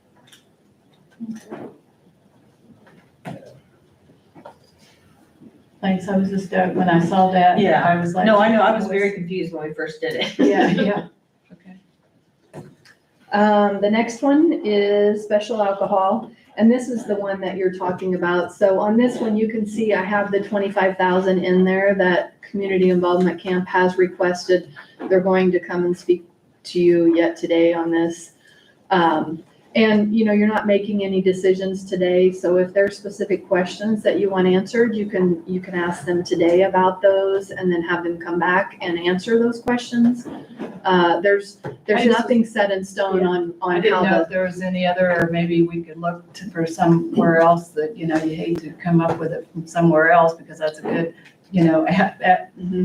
area to take it from, it would seem, but, just conversations, and because I've dealt with it in the past and I know all the things we went through that, it just pops up just, every time it comes up. But, I certainly don't want to take any programs away that impact kids and, what they're doing with, and learning, but, it's pretty specific that it's for the treatment of alcoholism and drug rehab, not, for this program like that. But anyway, we'll talk about it. Yeah, so it's not that this has to be funded from here. You guys can make that decision and change it based on history. This is how it has been provided, and so we've continued that, but it does not mean that you can't make changes. Yeah, I think we could find somewhere else. I don't want it to go away. I just don't think that it's correct the way that it's being done. Okay. Well, sorry to have to leave. The next one is opioid. And so the revenue that I have estimated here comes from the state. The state provides this number. As you can see in 24, we actually received 69,000, 23, 55,000. There are some programs out there beyond the state, and so we could get more than that. But definitively, the only estimate I have a strong amount for is the one that comes from the state. So state, normally in a normal time, this would never be a budgeted, not a statutorily required budgeted fund. However, the state came, the budget workshops, and they're requiring it to be budgeted. So these are true estimates. We don't have really great numbers for this because we don't have strong history yet. The only thing that is definitive is the 26,000 that Chris Ann had came and requested. for the community correction recovery court. So. Any questions on that one? Okay, CIP. This one by statute per KSA 19-120, a multi-year CIP fund does not have to be legally required, is not legally required to be budgeted. I think from a standpoint in being completely transparent to our public, and because we have a lot of projects that are running through here, we should continue to budget this, just so that if people have questions, they can see it, they can see we have an active CIP, and they can come in and have a discussion with me at any time on the projects that we've done, what we've spent. So the big thing about this that I want you to note, you all know that we did $1 million transfer at the beginning of the year in addition to the budgeted 500,000. Looking at the numbers, and I've done some preliminary stuff, and that 27th pay period, our numbers are going to be higher. And with that, had we continued to do a $500,000 transfer every year, and in 26 with the numbers we've already done, we still would have been over by that 500. Originally, my proposal was thinking to come to you in 26 with $1 million transfer because of what's being requested in the next 5 years. We did it early in 2025. So because we did, I did not put a transfer in there for 2026. We do have CDs in that fund as well, so we do have budgeted interest.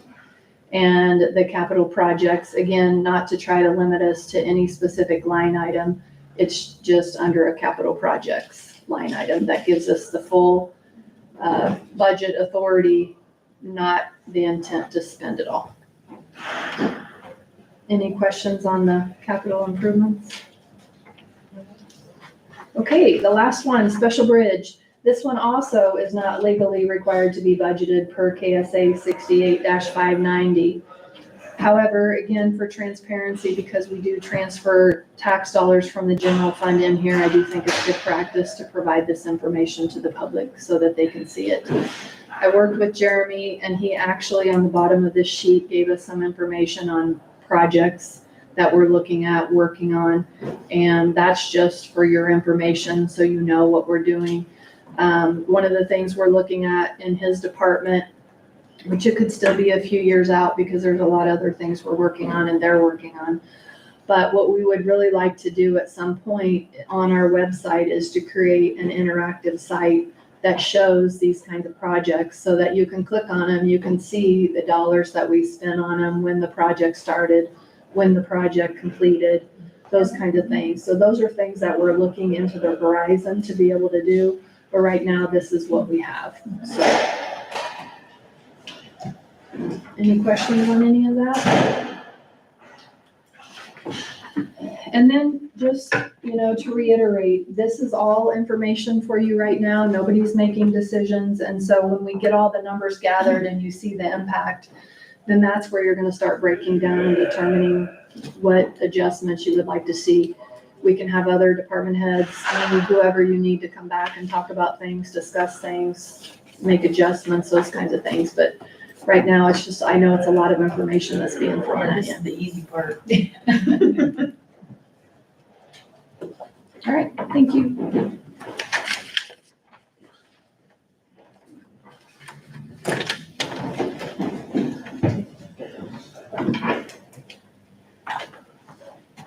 Are we ready for it? Are we ready for it? Yeah, I was just gonna take it.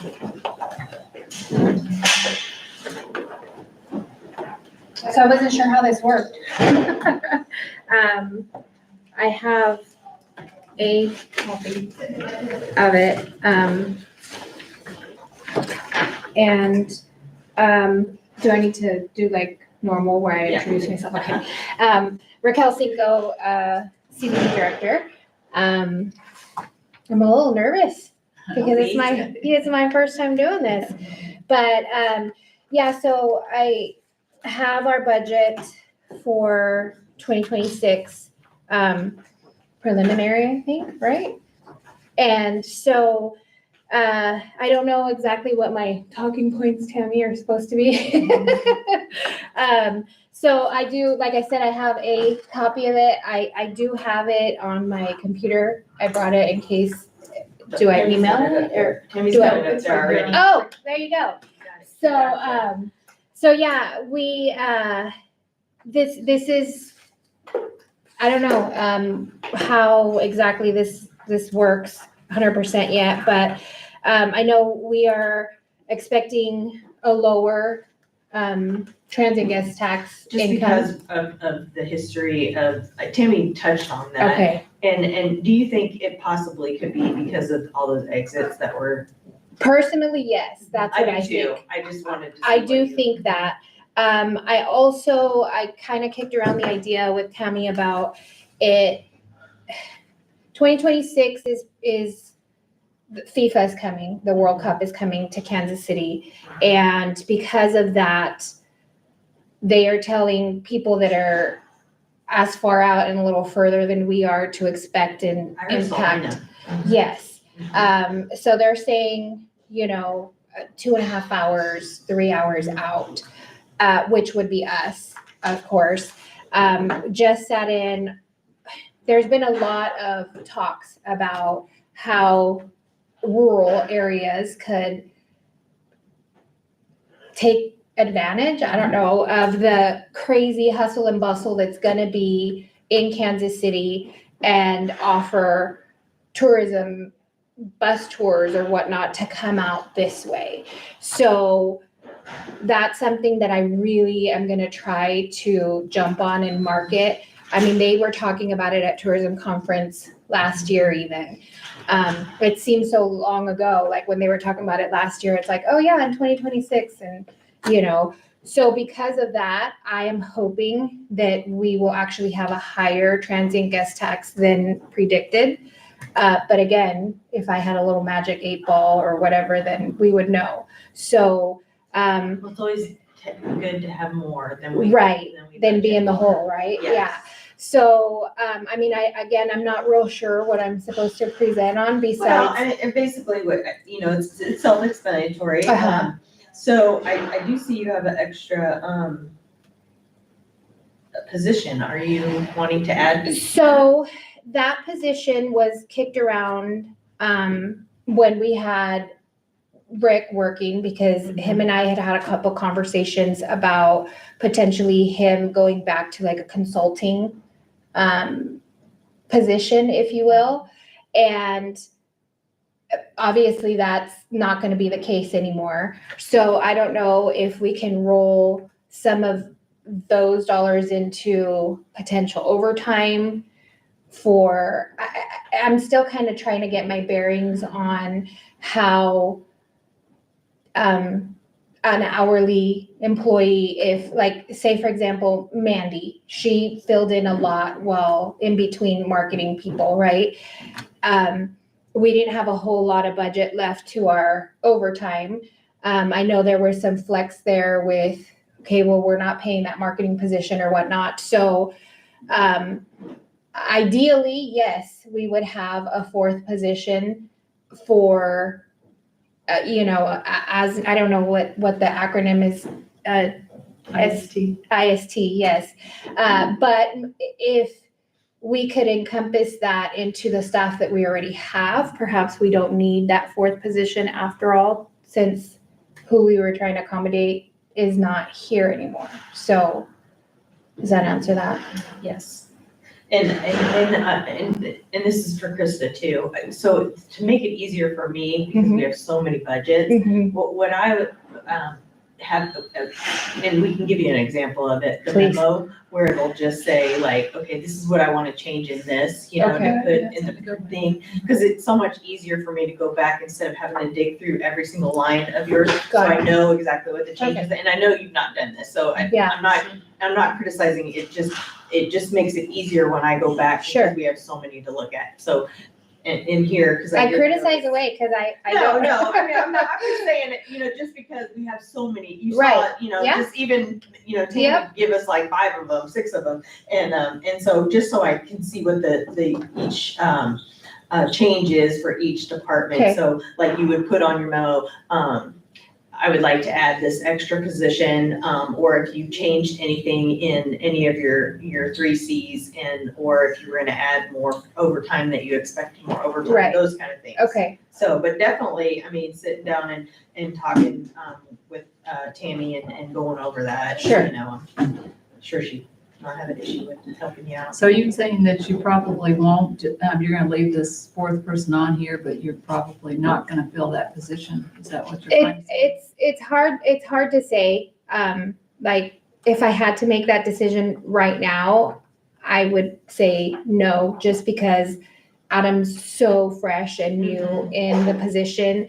I know he's willing to, and in his position, like, he's aware that there's weekends, there's stuff that's out of the normal business hours.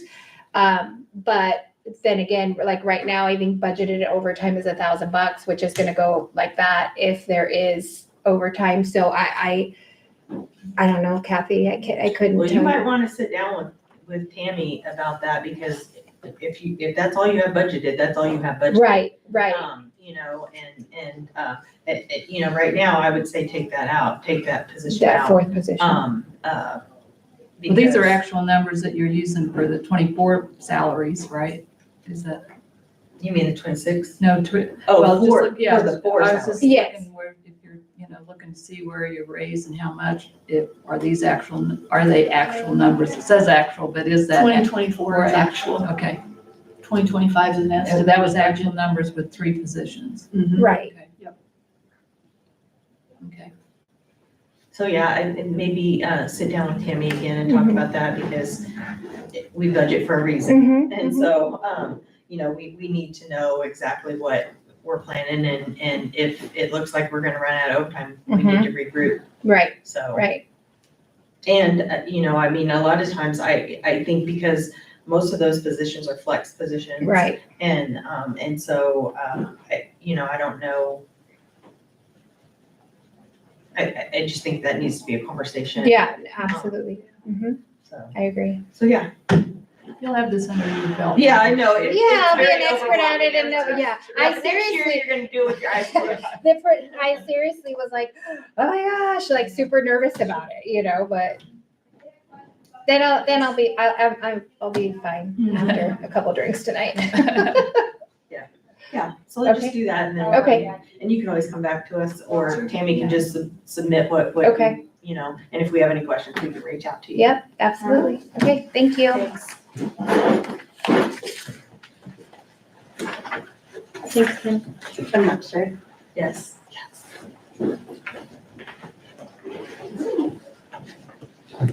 Hello, Hello. Krista Blaisdell, Geary County Attorney.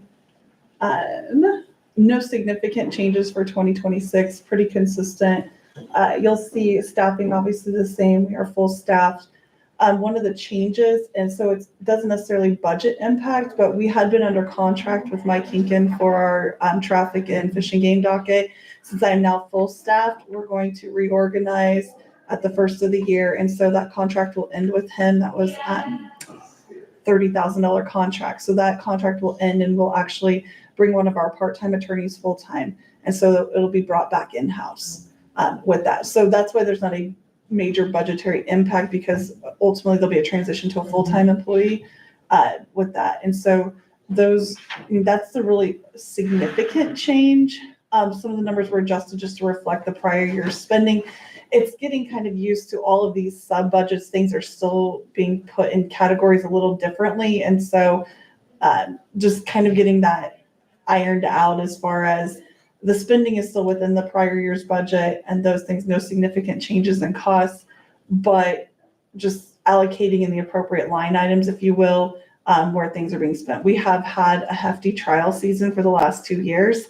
And so we've had a lot of expenditures and witness airfare, travel, those kind of things. So that's why you'll see on the actual expenditures, things being a lot higher than what we normally budgeted for. I think I've still been able to come in under budget in total. We just obviously are cognizant of that. I think I had 3 murder trials in 1 year, which is pretty significant when it comes to fees and expenses. So Otherwise, general on the capital outlay part, commodities haven't, again, those are pretty standard with where they are with numbers. So on that contractual services at the end of the contractual, that's why that went down 25,000, is that, again, I kind of accounted for that 30,000 adjustment, but I kept an additional 5 there just to offset some of the other, like we still contract with the Attorney General's office for our appellate work right now. I think our contract went up just a little bit based on the number of appeals we were getting out of Geary County. The good part on the flip side is the new attorney that I brought in for our child in need of care. She can do all of the appellate work in that, because otherwise we would have to pay somebody outside of our contract for civil appeal, because that's in essence a civil case for those child in need of care. She can do all of the appellate work, so that will be built in at a much reduced cost with our appellate fees. In there. So yeah, she's fantastic. So Only a few years though, right? 'Cause Yeah, she's correct. military stuff. Yes. Krista, what does the physician's fees entail? is that No the rate same kids. SART or? The rate kids. Yeah, so that's the same SART kit. So technically, a long time ago, that used to come out of a special law enforcement fund, which shouldn't have came out of it anyway. We had a lot of conversation when I got elected in that there should be a line item for that. It wasn't necessarily that I should be penalized in the county attorney's office, but the county is financially responsible. Where do you stick it? We put it under mine.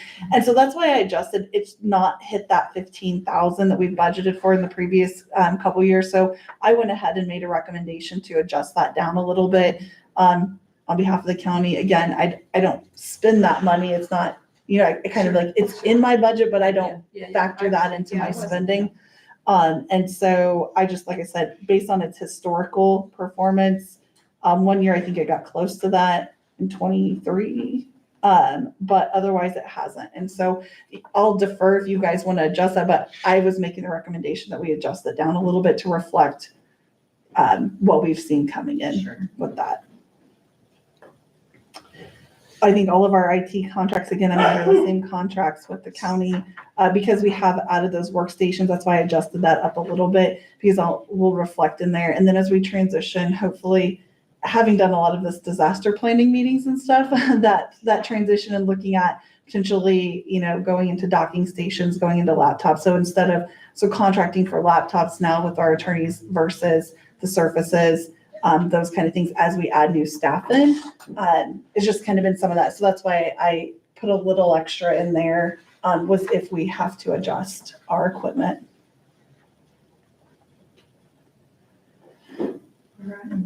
Any questions or anything? Like I said, I didn't know any significant changes as far as the overall cost, right? I mean, at the end of the day, the overall is really the adjustment based on the cost of living, and whatever's already factored into that personnel. I've tried to keep everything pretty consistent with where we have been spending, and being diligent with those funds.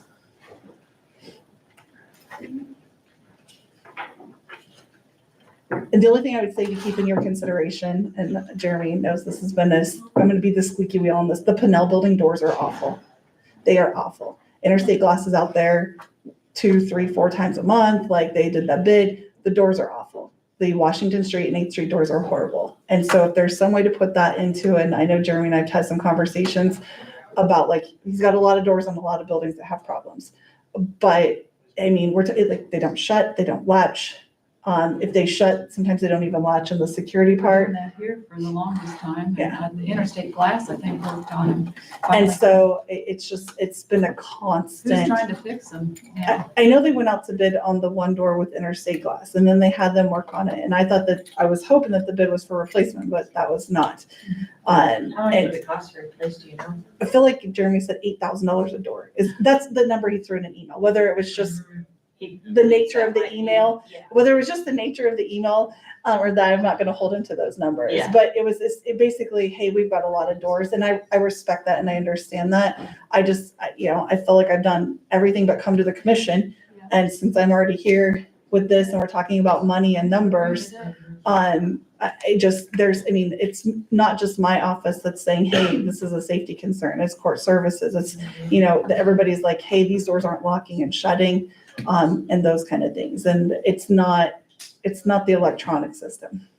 It's the alignment in those doors. Yeah. And so when you have a transition from cold to hot, there's a problem. From hot to cold, there's a problem. And so it's just, again, keeping that, I guess, in mind as you go through this, if there's You should have threw that in there when we were that- doing the remodeling, so Teresa, you would was have it paid for Interstate it. Glass that finally fixed it here? Remember we had such a terrible time with the Yeah, doors here? yeah. But they got finally, but same thing, you could pull they'd be latched. You just pull them Right open. open, yeah. Yeah. So that is a That is concern there, scary. yeah. Mhm. So like I said, I just want to bring We that assumed that they were closed. back out there and keep that in the wheelhouse if we're looking through different building, because I don't control, while I'm kind of oversee our building as far as issues in that and kind of facilitate that, I don't control the building No. budget. And so I wanted to make sure I put that in there. All right, thank you. Thank y'all. Next. Are we next to community involvement? Yes, ma'am. Guess we just need to cancel that, Jeremy. You guys want to come introduce yourselves? I'm Laura. I'm the treasurer for the Geary County Sheriff Community Involvement Team. I'm Kayla DeJow. I'm the vice president for the Geary County Sheriff Community Involvement Team. Basically, we're here we have had a meeting about, 6 months ago or so, regarding donations towards the community involvement team from the county in order to better help foster and develop the county's youth and do a little bit more community reach out on the county's behalf. Just a kind of quick check-in, we did just complete our annual community involvement team camp. It went really good. We implemented a lot of education this year. We've had a lot of positive feedback. We actually had an increase. Education? Huh? Alcohol and drug education? Yes, we did alcohol, drug education, bullying, Domestic violence. domestic violence education, safe dating education, cyberbullying, safe internet usage, stuff like that we're now seeing as an increased issue with our youth in the community. We had a lot of positive outreach from parents involving all of that education. We did a lot of check on learning with the kids to make sure that the kids understood. Along with all that education, it wasn't just slideshows. We had different members of the community come in to teach that, as well as we had various handouts and stuff that were given to the children so they could learn a little bit more and have something more visual to learn off of. So we did have a lot of positive feedback from both kids and parents, and we also had an increase of about, I think, 10 kids or so on attendees this year. So we budgeted for 35 campers, and that includes us adults. We had 23 kids and 7 adults this year. Therefore, we are under budget in what we proposed for 2025 as far as what the camp in total would cost. I do not have a final bill for that yet. They are still trying to fix the numbers because they charged us for 35 campers across the board. We were able to do lunch and dinner ourselves this year. I feel it was fantastic. The kids loved it. We had a lot of food that was donated within the community for camp this year. It's the first for that. We did eat breakfast with Rock Springs though, just 4 days. So we had roughly 31 people eat breakfast for 4 days. So that will come in, I think they charged us $140. It will come in less than that when she's done running the numbers. We had some other things though that went up for 2025 that I didn't know until we actually placed the order with Honor. We chose not to use Champion anymore in Texas. We went with Honor because it's here in Junction City. And so we projected 3,000 and the shirts and hoodies actually came out to $4,743.57. So I put that on the 2026 budget to reflect what we actually spent in 2025. And then of course the Kansas tax that we pay every year. In previous years it was 40, it went up to 80. And so for 2025 it says 40, for 2026 it says 80. I thought you guys were a 501c3. We are, but I still have to pay Still have Kansas to pay tax. Yes, Kansas tax. don't have to pay federal, but have to pay Kansas to keep our slot open. And for the shirts, we kind of went back and we wanted to, bring it back to the community. Two, we didn't want, we're usually doing two different sets of shirts. So there's shirts for the community involvement team itself, and then there's shirts for the Camp Shield. To bring that back to budget and be reasonably budget friendly, we decided to do one set of shirts that will be also handed out, just to also give Camp Shield a little bit more attention. The members of the community that sponsored Camp Shield, as well as more budget friendly, so that we're not having to pay for two different types of shirts, so. Well, is it on here? What did you guys pay last year for shirts? The 3,000 when you said? When I made the 2025 budget, I budgeted for 3,000 for this year. That is not what we paid. We have paid almost double in previous years going through Champion. So this year we actually. So it was cheaper to go through Honor. Okay, good. Yes. So we Trish, the 3,500 Mhm. in the past was just for t-shirts through Champion. This was for t-shirts and And sweatshirts. sweatshirts, nice. Yes. I don't have any current bank statements with me. I'm sure you guys know my office and Jeanette's office was flooded 2 weeks ago. Again. So, we lost our phones, and in order to log into Central National Bank, it does a secondary check. It calls Jeanette's phone, and we don't have a way to get that secondary password. And so I'm waiting on the bank to actually mail or email me my bank statements. I don't have a correct on the dot balance of our current account. Before everything happened, we were sitting a little over 40,000. The expenses for Honor and the expenses for camp have not been deducted from that, but I just went ahead and I'm gonna say approximately 25,000 is what we currently have. We do have upcoming events for the rest of this year. They are on the proposed 2026 budget. We always do the Easter egg hunt. This year it was $100 more that we ended up spending. We usually do 500 and split it with emergency management. This year we did that on our own. So we spent 600. So that is why the 2026 says 600. We're hoping for 2026 that emergency management will pair back up with us and split the cost of that. We also have the event supplies and public relations that we are going to be doing this year. So we'll be with Main Street again here soon. And anything like water or whatever we need for that is in that. That's slightly, like, that's gonna show, because we're also partnering more with the Junction City Police Department Community Involvement Team and kind of doing functions together as well. So there's gonna be an increase on top of what you see as our community awareness events. There'll be an increase on top of that with working with outside agencies. I think you guys do a great job. You really, I mean, over the last few years, you really get out of the park doing all the stuff you're doing. The expenses for the Hope Angel Tree and the Operation Santa and the insurance for CIT, those amounts will stay the same. There's been no change to those. And so we're hoping for 2026 that we'll be able to hit the 35 mark. That's what we pushed for this year, but like I said, we only had 23 kids. We had a couple that wanted to attend our camp, but there's confusion because PD comes out with theirs at the same time as ours, so they signed up with the police department. So we're hoping that they'll be able to join ours next year. And then, of course, we hit the schools really hard this year, and they were great about sending out our flyers and our packets for attending.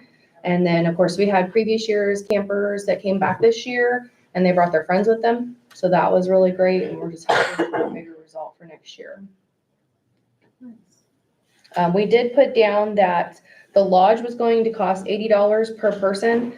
They only charged us $60 per person this year.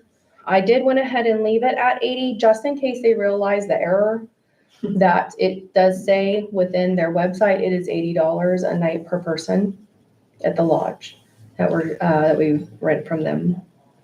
But we will be under on that as well. I have a comment or question, and I don't want you all to take this like I'm against this program at all, because I've always been I love the programs for the kids, but because in my former life, we had this come up in a couple times when this fund was scrutinized, that, you know, I want to make sure, and I am talking to the counselor, that these monies are supposed to be used for the treatment of persons or who are alcoholics or drug abusers or are in danger of becoming alcoholics or drug abusers. Now, and that being said, you know, years ago, this program's not, the funds aren't supposed to be paid for this. If we could take funds from someplace else or coming, I think that I would love to see it funded. I just don't want to put ourselves in a predicament. Does it There say was anything question- about education? I haven't read it for a long time. It's a Kevin, rather does it say large anything about- statute, and it does say education in regards to preventative drug and alcohol abuse. Well, the counselor, did she talk to you all before? They got paid the 25,000 because Betsy? Yeah, I sent him an Look, email and I let him know the restrictions of the statute and told him if they had any questions to. Yeah, I think if you're just using it for the, and this is just me, I'm not an attorney, and that's why I specifically asked you to talk, you know, you were educating about drug and alcohol use just for the camp. Yep. You know, whereas, or if you're handing out at the parade, if you're handing out literature about drug prevention and alcohol prevention, I think that might, show, I haven't read the statute for a long time, but I knew that it had something to do with education. So Historically, we had issues years ago with this. Sure. And that's why, again, that it's specific to those that. So what would alcohol you programs say that helping it's them. for? What would you say that it's for? I mean, they've given it to law enforcement agencies, so what would be? It's supposed to be used for alcoholics and drug abusers. But, you know, and like you said, the education of kids, well, you know, it just.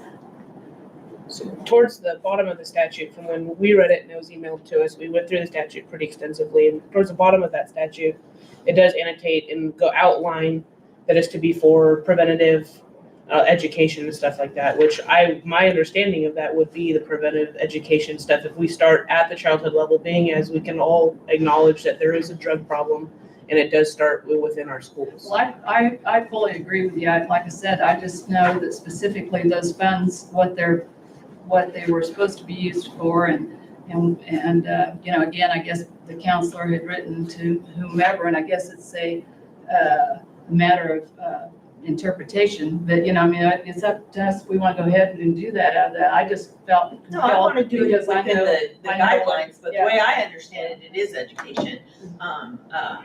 And I don't know But what. it's, again, geared for the alcoholic or drug abuser for treatment of that. Or education. Or education, and Or every that event person. that we're at, we always have everything on the table. I was just at, and so was Kayla, at Fish Street Park with Conza Prairie, and we had a table set up there. I mean, we can and always had- ask the AG for an opinion. And so maybe that's what we need to do is ask Betsy to ask There's some them. out there. Because, so what do they say? What's the AG opinion? Well, they say? even had they even had one where they were wanting to use it for, you know. So does the AG And they give said, that yeah, they- latitude? Yeah, no. Oh, they don't? So what do they, yeah, what? I don't have that one right here. I just have the 41. Well, we can always Yeah, say, let's look have into it. Betsy Like I do said, I'm not that. against it. I just, when No, I it know. comes up and I see that, it just triggers in my mind what Because you we. had to deal with that Yes, issue. yes. Sure. So I think we can ask Betsy to specifically put what we're doing with the monies and ask the AG to give us an opinion. Absolutely. We can get something written up. I think towards the end of the statute though, it gives you guys discretion as far as where you want to allocate the money to. I'll read it again. Like I said, I haven't read it for a while, but I'll read it again. But no, I mean, if it makes, because I want to be able to Sure. fund Yeah, well, it. yeah. And, I do too. And I and just. so if we can do that, because I mean, it's We better be absolutely- safe than sorry. Yes, absolutely. So we yeah, can we can do that. get We the can ask write-up. Betsy to do that. We'll get a write-up and then we can send that an email over. Okay. Thanks. Yep. Can't find it. That's what I had, so. So we'll just set this back and then do the write-up and then kind of come revisit this? Is that what you guys would wish? Yeah, well, we're not making a decision today anyway, it's just a Yeah. presentation. Yeah. And so we'll just have, we can send Betsy an email today saying, hey, is it possible for us to give an AG opinion? Or she can give her legal opinion. And go from there. Cause I see where Kathy doesn't want to get us in trouble. They should have gotten what Betsy had sent before. Okay, did she say anything? She did not send me an email. I got an email from Tammy. Yeah, and Betsy was copied. Betsy just asked me to send them the statute and make sure that they knew what it was. So she didn't say, we No, can't do that. She sent, I have spent some time researching 4108. I concur with your analysis that Camp Shield would qualify as a program or service whose principal purpose is alcoholism and drug abuse prevention and education. However, some of the auxiliary services and events listed as possibility if extra funds were available would need clarification to determine if they were in accordance with the statutory requirements. Yeah, so what that's telling me is that the camp is fine if they use that money only for the camp. If they're using it for other stuff, we'll have to clarify with you guys, if it's alcohol education related. And that's where, And that's what we sent them. Yes. It's just that if they were going to do anything Okay. besides that with the money, they just needed to make sure that it fell within the Yeah, parameters. I mean, of the just giving statute. out literature at the parade would cover an Yeah. expense there. and that's why at all the events that we go to, that is listed on there, it is all directly affiliated with that. There's some sort of alcohol preventative education measures, as well as drug education pamphlets, coloring books, stuff like that, where we talk to the kids. Sure. At this next one at the Main Street Market, we'll have canine handlers out there providing drug education, alcohol education as well throughout the market. So Well, it's the 25,000 takes care of that's how much it costs you to do it's It reminds me of the DARE program, which I thought the DARE program was awesome. It's a great tool for kids and everything. And like I said, I'm not against it. I understand what you're think trying it's to do. great. I just, in my mind, when I see that, I just Oh, no. want to make sure we're doing the right thing. Sure, I mean, if we absolutely. have to scrounge up money for something else, I'm all for funding, I Yeah, think but it's if we have awesome. this, we don't have to use ad valorem. Yeah. As long as we're doing it right. we want to make sure we're doing it right. So we do appreciate that, and if whatever guidance the commission needs to give us, we're happy to help. So we'll get with Betsy. You guys don't need to do anything unless she has any questions. Okay, no problem. With that being said, I know last year we asked for the 24,000. This year, looking at the budget and exactly where we're at, we believe we could just request half of that. I think we'll be able to still maintain and cover and kind of go off of, we're just trying to find our footing still, obviously, since this is a new system. Sure. So. Yeah. So you want to change your request from the 25 to 12.5? We asked for the 25, but I know when we were here for the 2025 budget proposal, you had asked if we needed it all up front or if it would be 2 payments. And so because we are expected to pay for the balance of camp on the last day, then we anticipated we would need the full amount this year. I went ahead and asked for 25,000. That decision I will leave up to the commissioners to decide if you give us the full 25,000 or if you want to do half. We just want to give you what you need for the camp. I think the camp is right. I think that 15,000 is probably going to cover. And you will probably need that up front, because if not, you would get 7,500 in January and 7,500 not till July. Correct. Yes. And we plan to keep it at the end of May. I mean, that's something we can. Yeah, I'm just putting a note down that that's one. I mean, if that's what we do, I'll leave it at 25, but just put a note that that was something we didn't mention. You guys can decide. Well, and if the smaller amount might be something we can do if we can't use the alcohol. Okay. We appreciate it. All right. Thank you. Thank you. Thanks. Troy, Yes, ma'am. you're up. I feel like I've been over here more in the last month than I have since the first of the year. Seeing you. Right? Well, this isn't our first budget go around. Mine's pretty complicated. Yeah, we missed you for the pipeline. Have you got time for just a real quick story about that? Yeah. Yeah, so I got a phone call from one of the sheriff's deputies earlier this afternoon, following up on an investigation. Someone wants to file a suit against Kansas Gas for trespassing and putting a pipeline on their property. I figured so. Somebody needs to be institutionalized for their own good, I think. All right. Okay, now back to our budget. You'll see that my actual expenditures, less the personnel costs that were suggested by finance, is only going up $1,500 this year, and that's due primarily to the increase in our maintenance fees for my mapping software is going to go up, not significantly, but fairly significantly over the course of the next 3 years. They're doing it incrementally. And we're going to be due to sign a new contract with Pictometry to get new aerial images in 2026. The technology has come around to the point where we can get more frequent flights for about the same money, or we can get higher resolution and still do them every 3 years. And since the appraiser's office is my biggest customer with that, talked to Travis and we kind of agreed that we would rather have it more frequent, keep the same resolution that we got. So that's reflected in here. Those payments are about $34,000 a year, and it's going to go up about $4,000 to cover that every other year.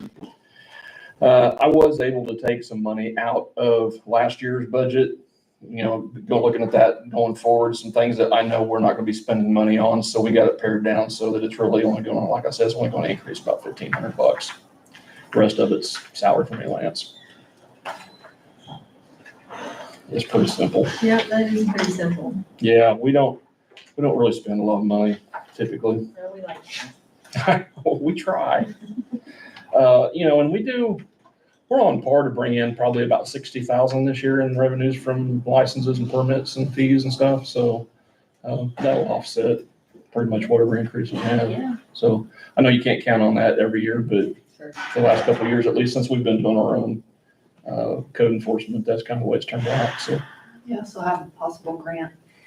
yeah. So Lance, KDHE wrote the grant for him, basically. I had him sign it, but we got $50,000 to help with septic renovations and new septic systems for people that are building homes that don't maybe necessarily have the finances, especially if theirs has failed and they don't have the money to put a new system in.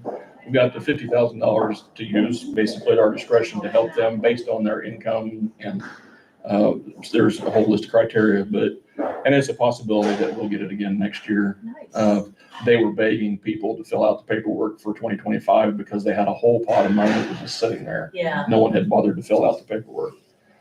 So I think we shouldn't really have much of an issue. They gave us all of this year to get that spent. It was supposed to be spent by July by federal standards, but since no one applied for it, So if I need a new septic system. they were I can begging. put it in? So we, surprisingly enough, Lance does inspections on septic systems for every home that goes through a real estate transaction, right? To make sure that the new buyer's not getting hosed. A lot of them fail. Really? Yeah, primarily because they were undersized originally, or they've added bedrooms without letting anybody know. And now, it was sized for a 3-bedroom, now it's a 5-bedroom. So, and that can get expensive pretty quick. The tank necessarily doesn't have to be replaced, but you have to add more linear feet of lateral system, and that's not cheap. Yeah, it is not. No, septic diggers, they make some money. Mm-hmm. So, I don't think we're gonna have much of an issue getting that original 50,000 spent before the end of this year. And then, I think the deadline to apply for 2026 is October 1st. And then we'll have until July of next year to get that spent if he gets it. So, Nice. yep. Anything we can try to do to help the taxpayers, they're always more than grateful. So, Yeah, that's except nice. those that think they're getting a pipeline. That's a nice program. It is, and the state KDHE in particular, they have several programs that are available that they always get they have typically gotten federal funding for that just trickles down. I know our current administration at the federal level has cut some of those programs and cut funding to those programs, and that's been reflected, through the state, but things are starting to even out a little bit more. So if it's available, we'll certainly apply. But other than that, I think 2026 is the end of the lease for the vehicles. Is that right? Oh, no, that's 2028, isn't it? Yeah. Okay, well, never mind. I was thinking that was 2026. No, I'm trying to retire early. Yeah, so if you have any questions, I'll be happy to answer them, but it's pretty straightforward and self-explanatory. Yeah, you're pretty easy. I am. Try, I'll do it. My first time. You're easy. All right. I used to have one of those out at Fort Riley. Yeah, the officers didn't appreciate that when I used it, but. All right, that's all I have. Thanks.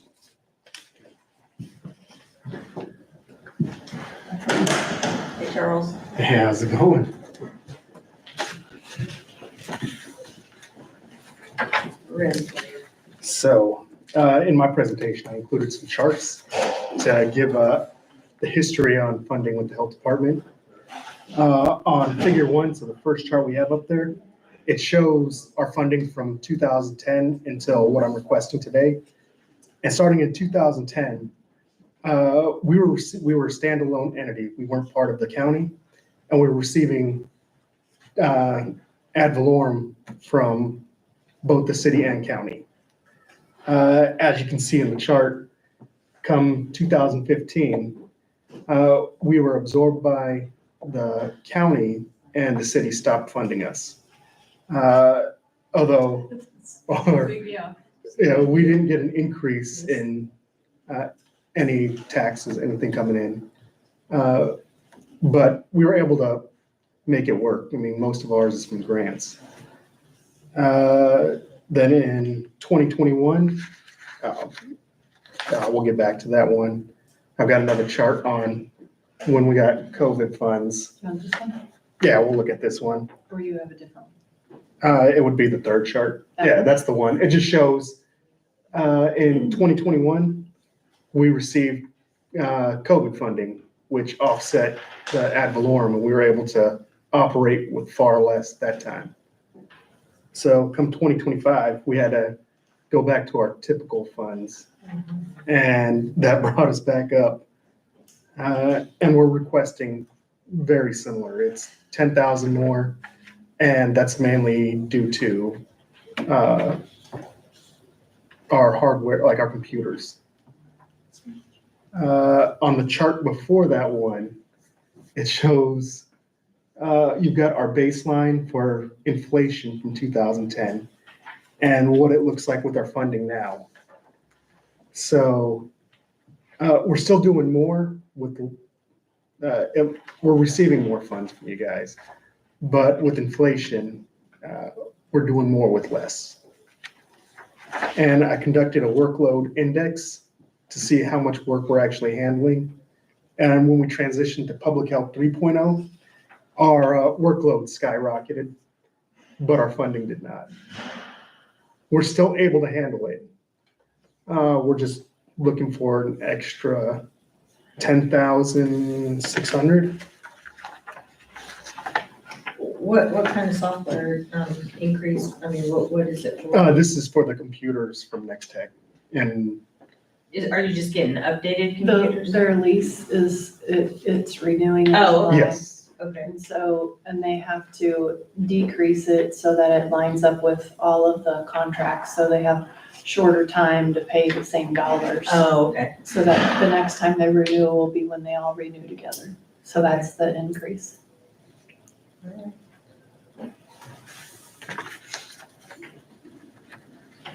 Yeah, we are, come 2026, we're not going to have the WIC clinic anymore, but that, we're able to make up for the salary change with how we're doing the staffing. We pulled it out of other grant funds. Workforce development. Yes.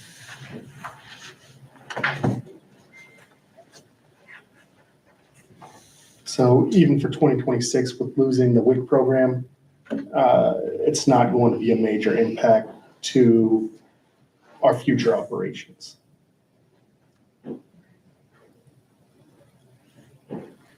Yeah, that sure is too bad, that's for sure. Yeah. It really is. And I've got a meeting with them on Friday to talk about it with the state.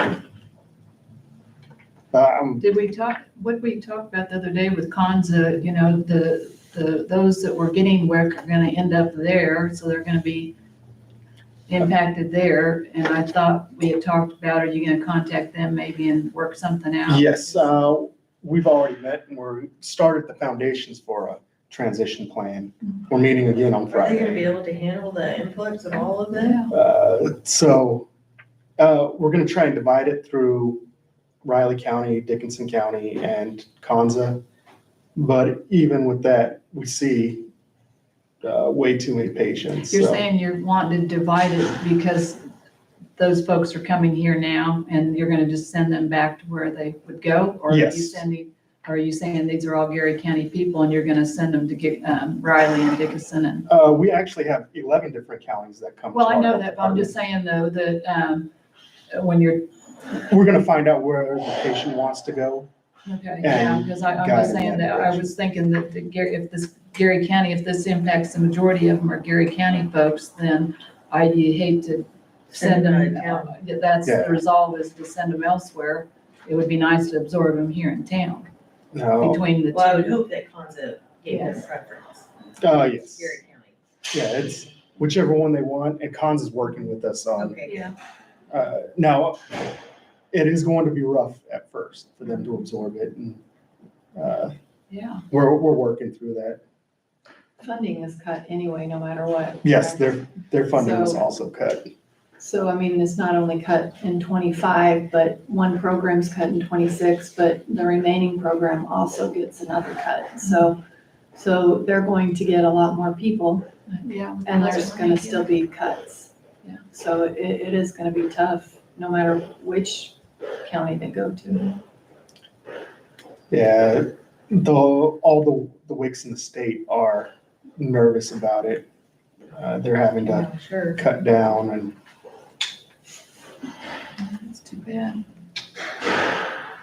Riley County actually reached out today and they didn't even know it until today.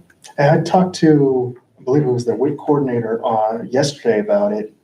And I think it was Diane, the health department director, she was reaching out. But, And they must not have shared it with the finance office, because that's who called me. it was the finance office that That sent reached the out to email. me and was like, so I sent her what you gave me. It's Yeah. rough on them. She said, when were you notified? And I said, well, last Wednesday you reached out, and I think you had just heard that. So, It was the morning after I found out. It was Yeah. at 4:30 and yeah. it's coming up with a plan that night to present to you. But even with that, for next year, what we're requesting is mainly for the hardware. That's the additional funds. I mean, the 27th pay period does have an effect in there as well. Some I of forgot Gary- about that one. Gary It's in there. Cash will cover you on some of that, but yeah, it's in there. I don't have any questions. I don't have any questions either. All right, thanks. Thanks, Charles. No problem. I don't mean to use my easy button on you. You're kind of a tough one. No, we'll make it through. I mean, I feel bad for the staff. Yeah. Yeah. But we'll help them find somewhere. Hey, I'll see. Thanks. Bye-bye. Juneteenth?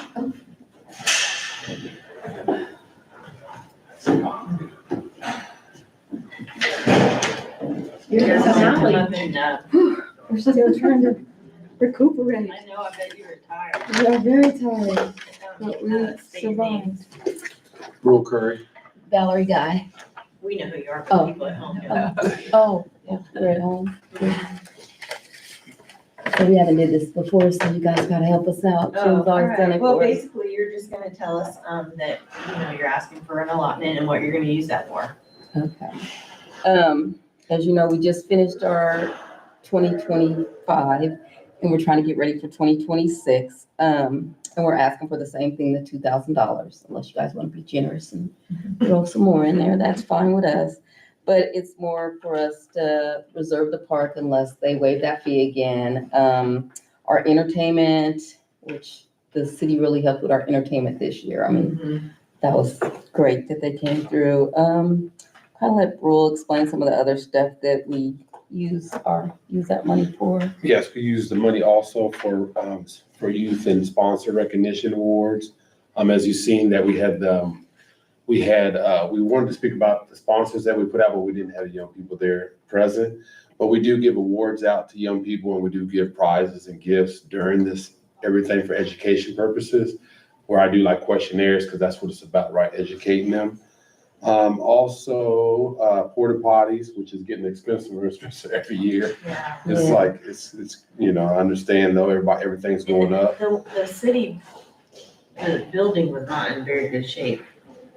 No, Usually they come out in the I know. morning and clean it, Yeah. and this year they kind of were like a step behind, so we kind of we'll talk to them about that for Yeah. next year, but yeah, usually there's a guy, but I don't know what kind of was going on, but Yeah, I know they've been busy. they were busy, and then I guess with accidents and the roads and everything that was going on the night before, it was kind of more crazy for them.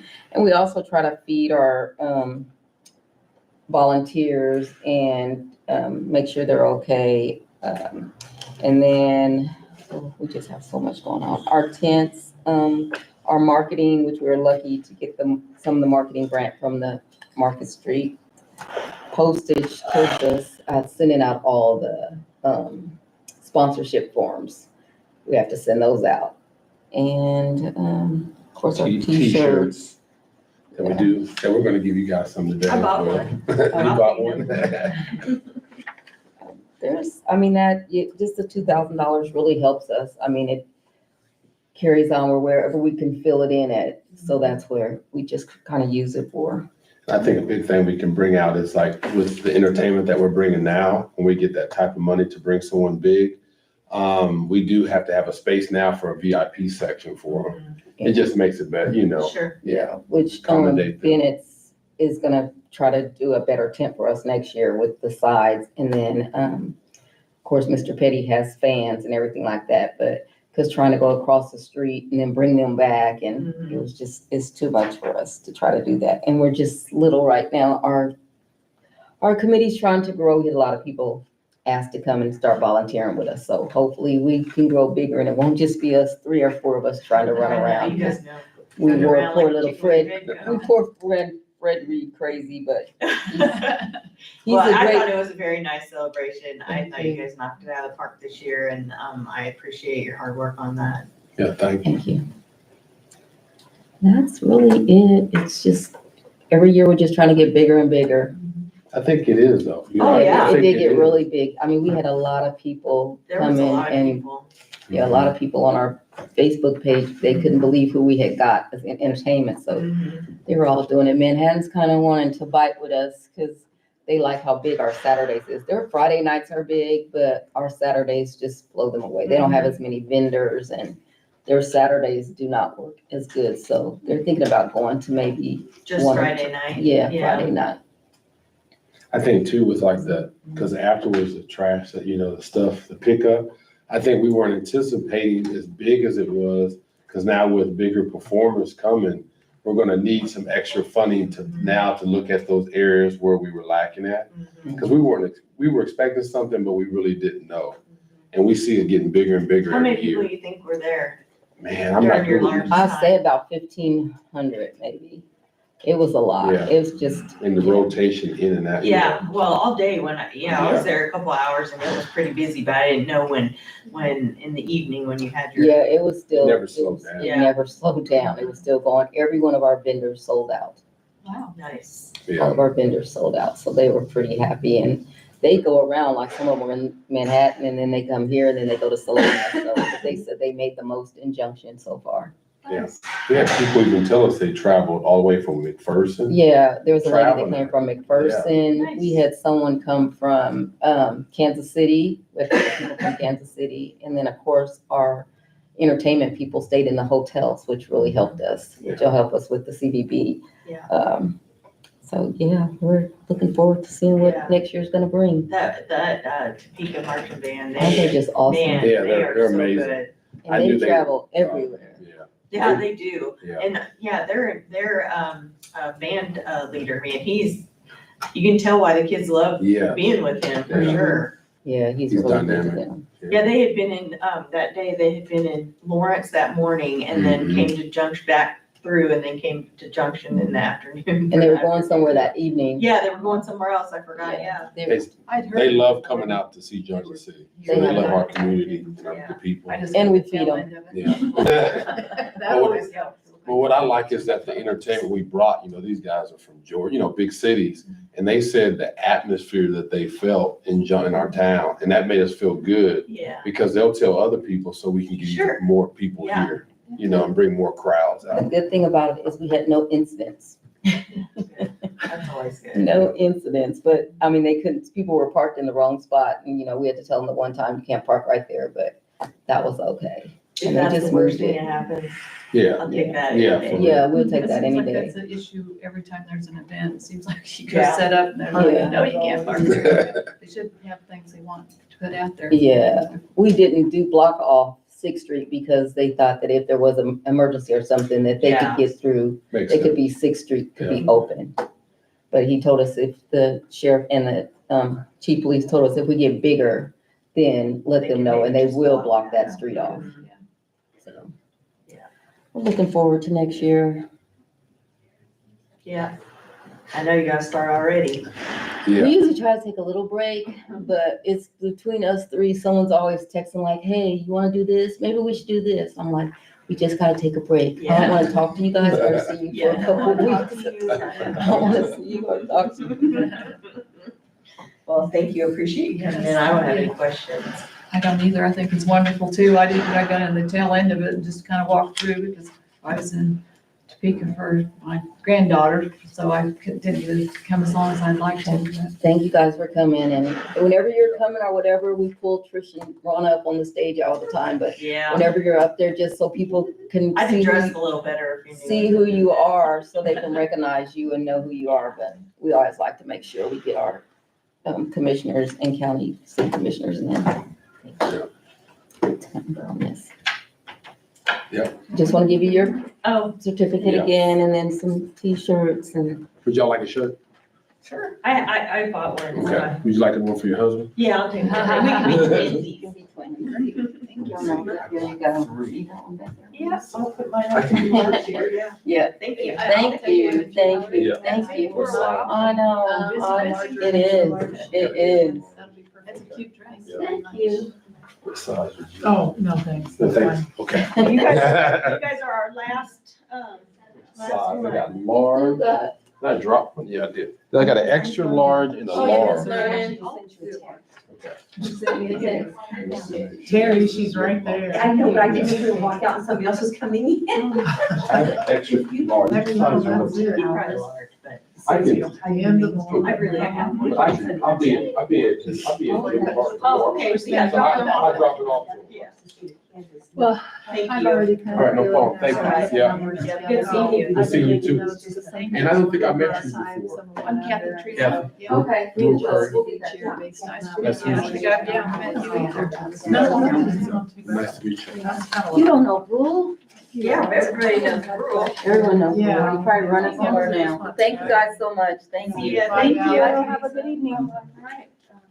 I don't know if you're welcome. I guess we don't have to. I just sent you a little bit. Okay. Yeah, and then that way we can turn it in. Now.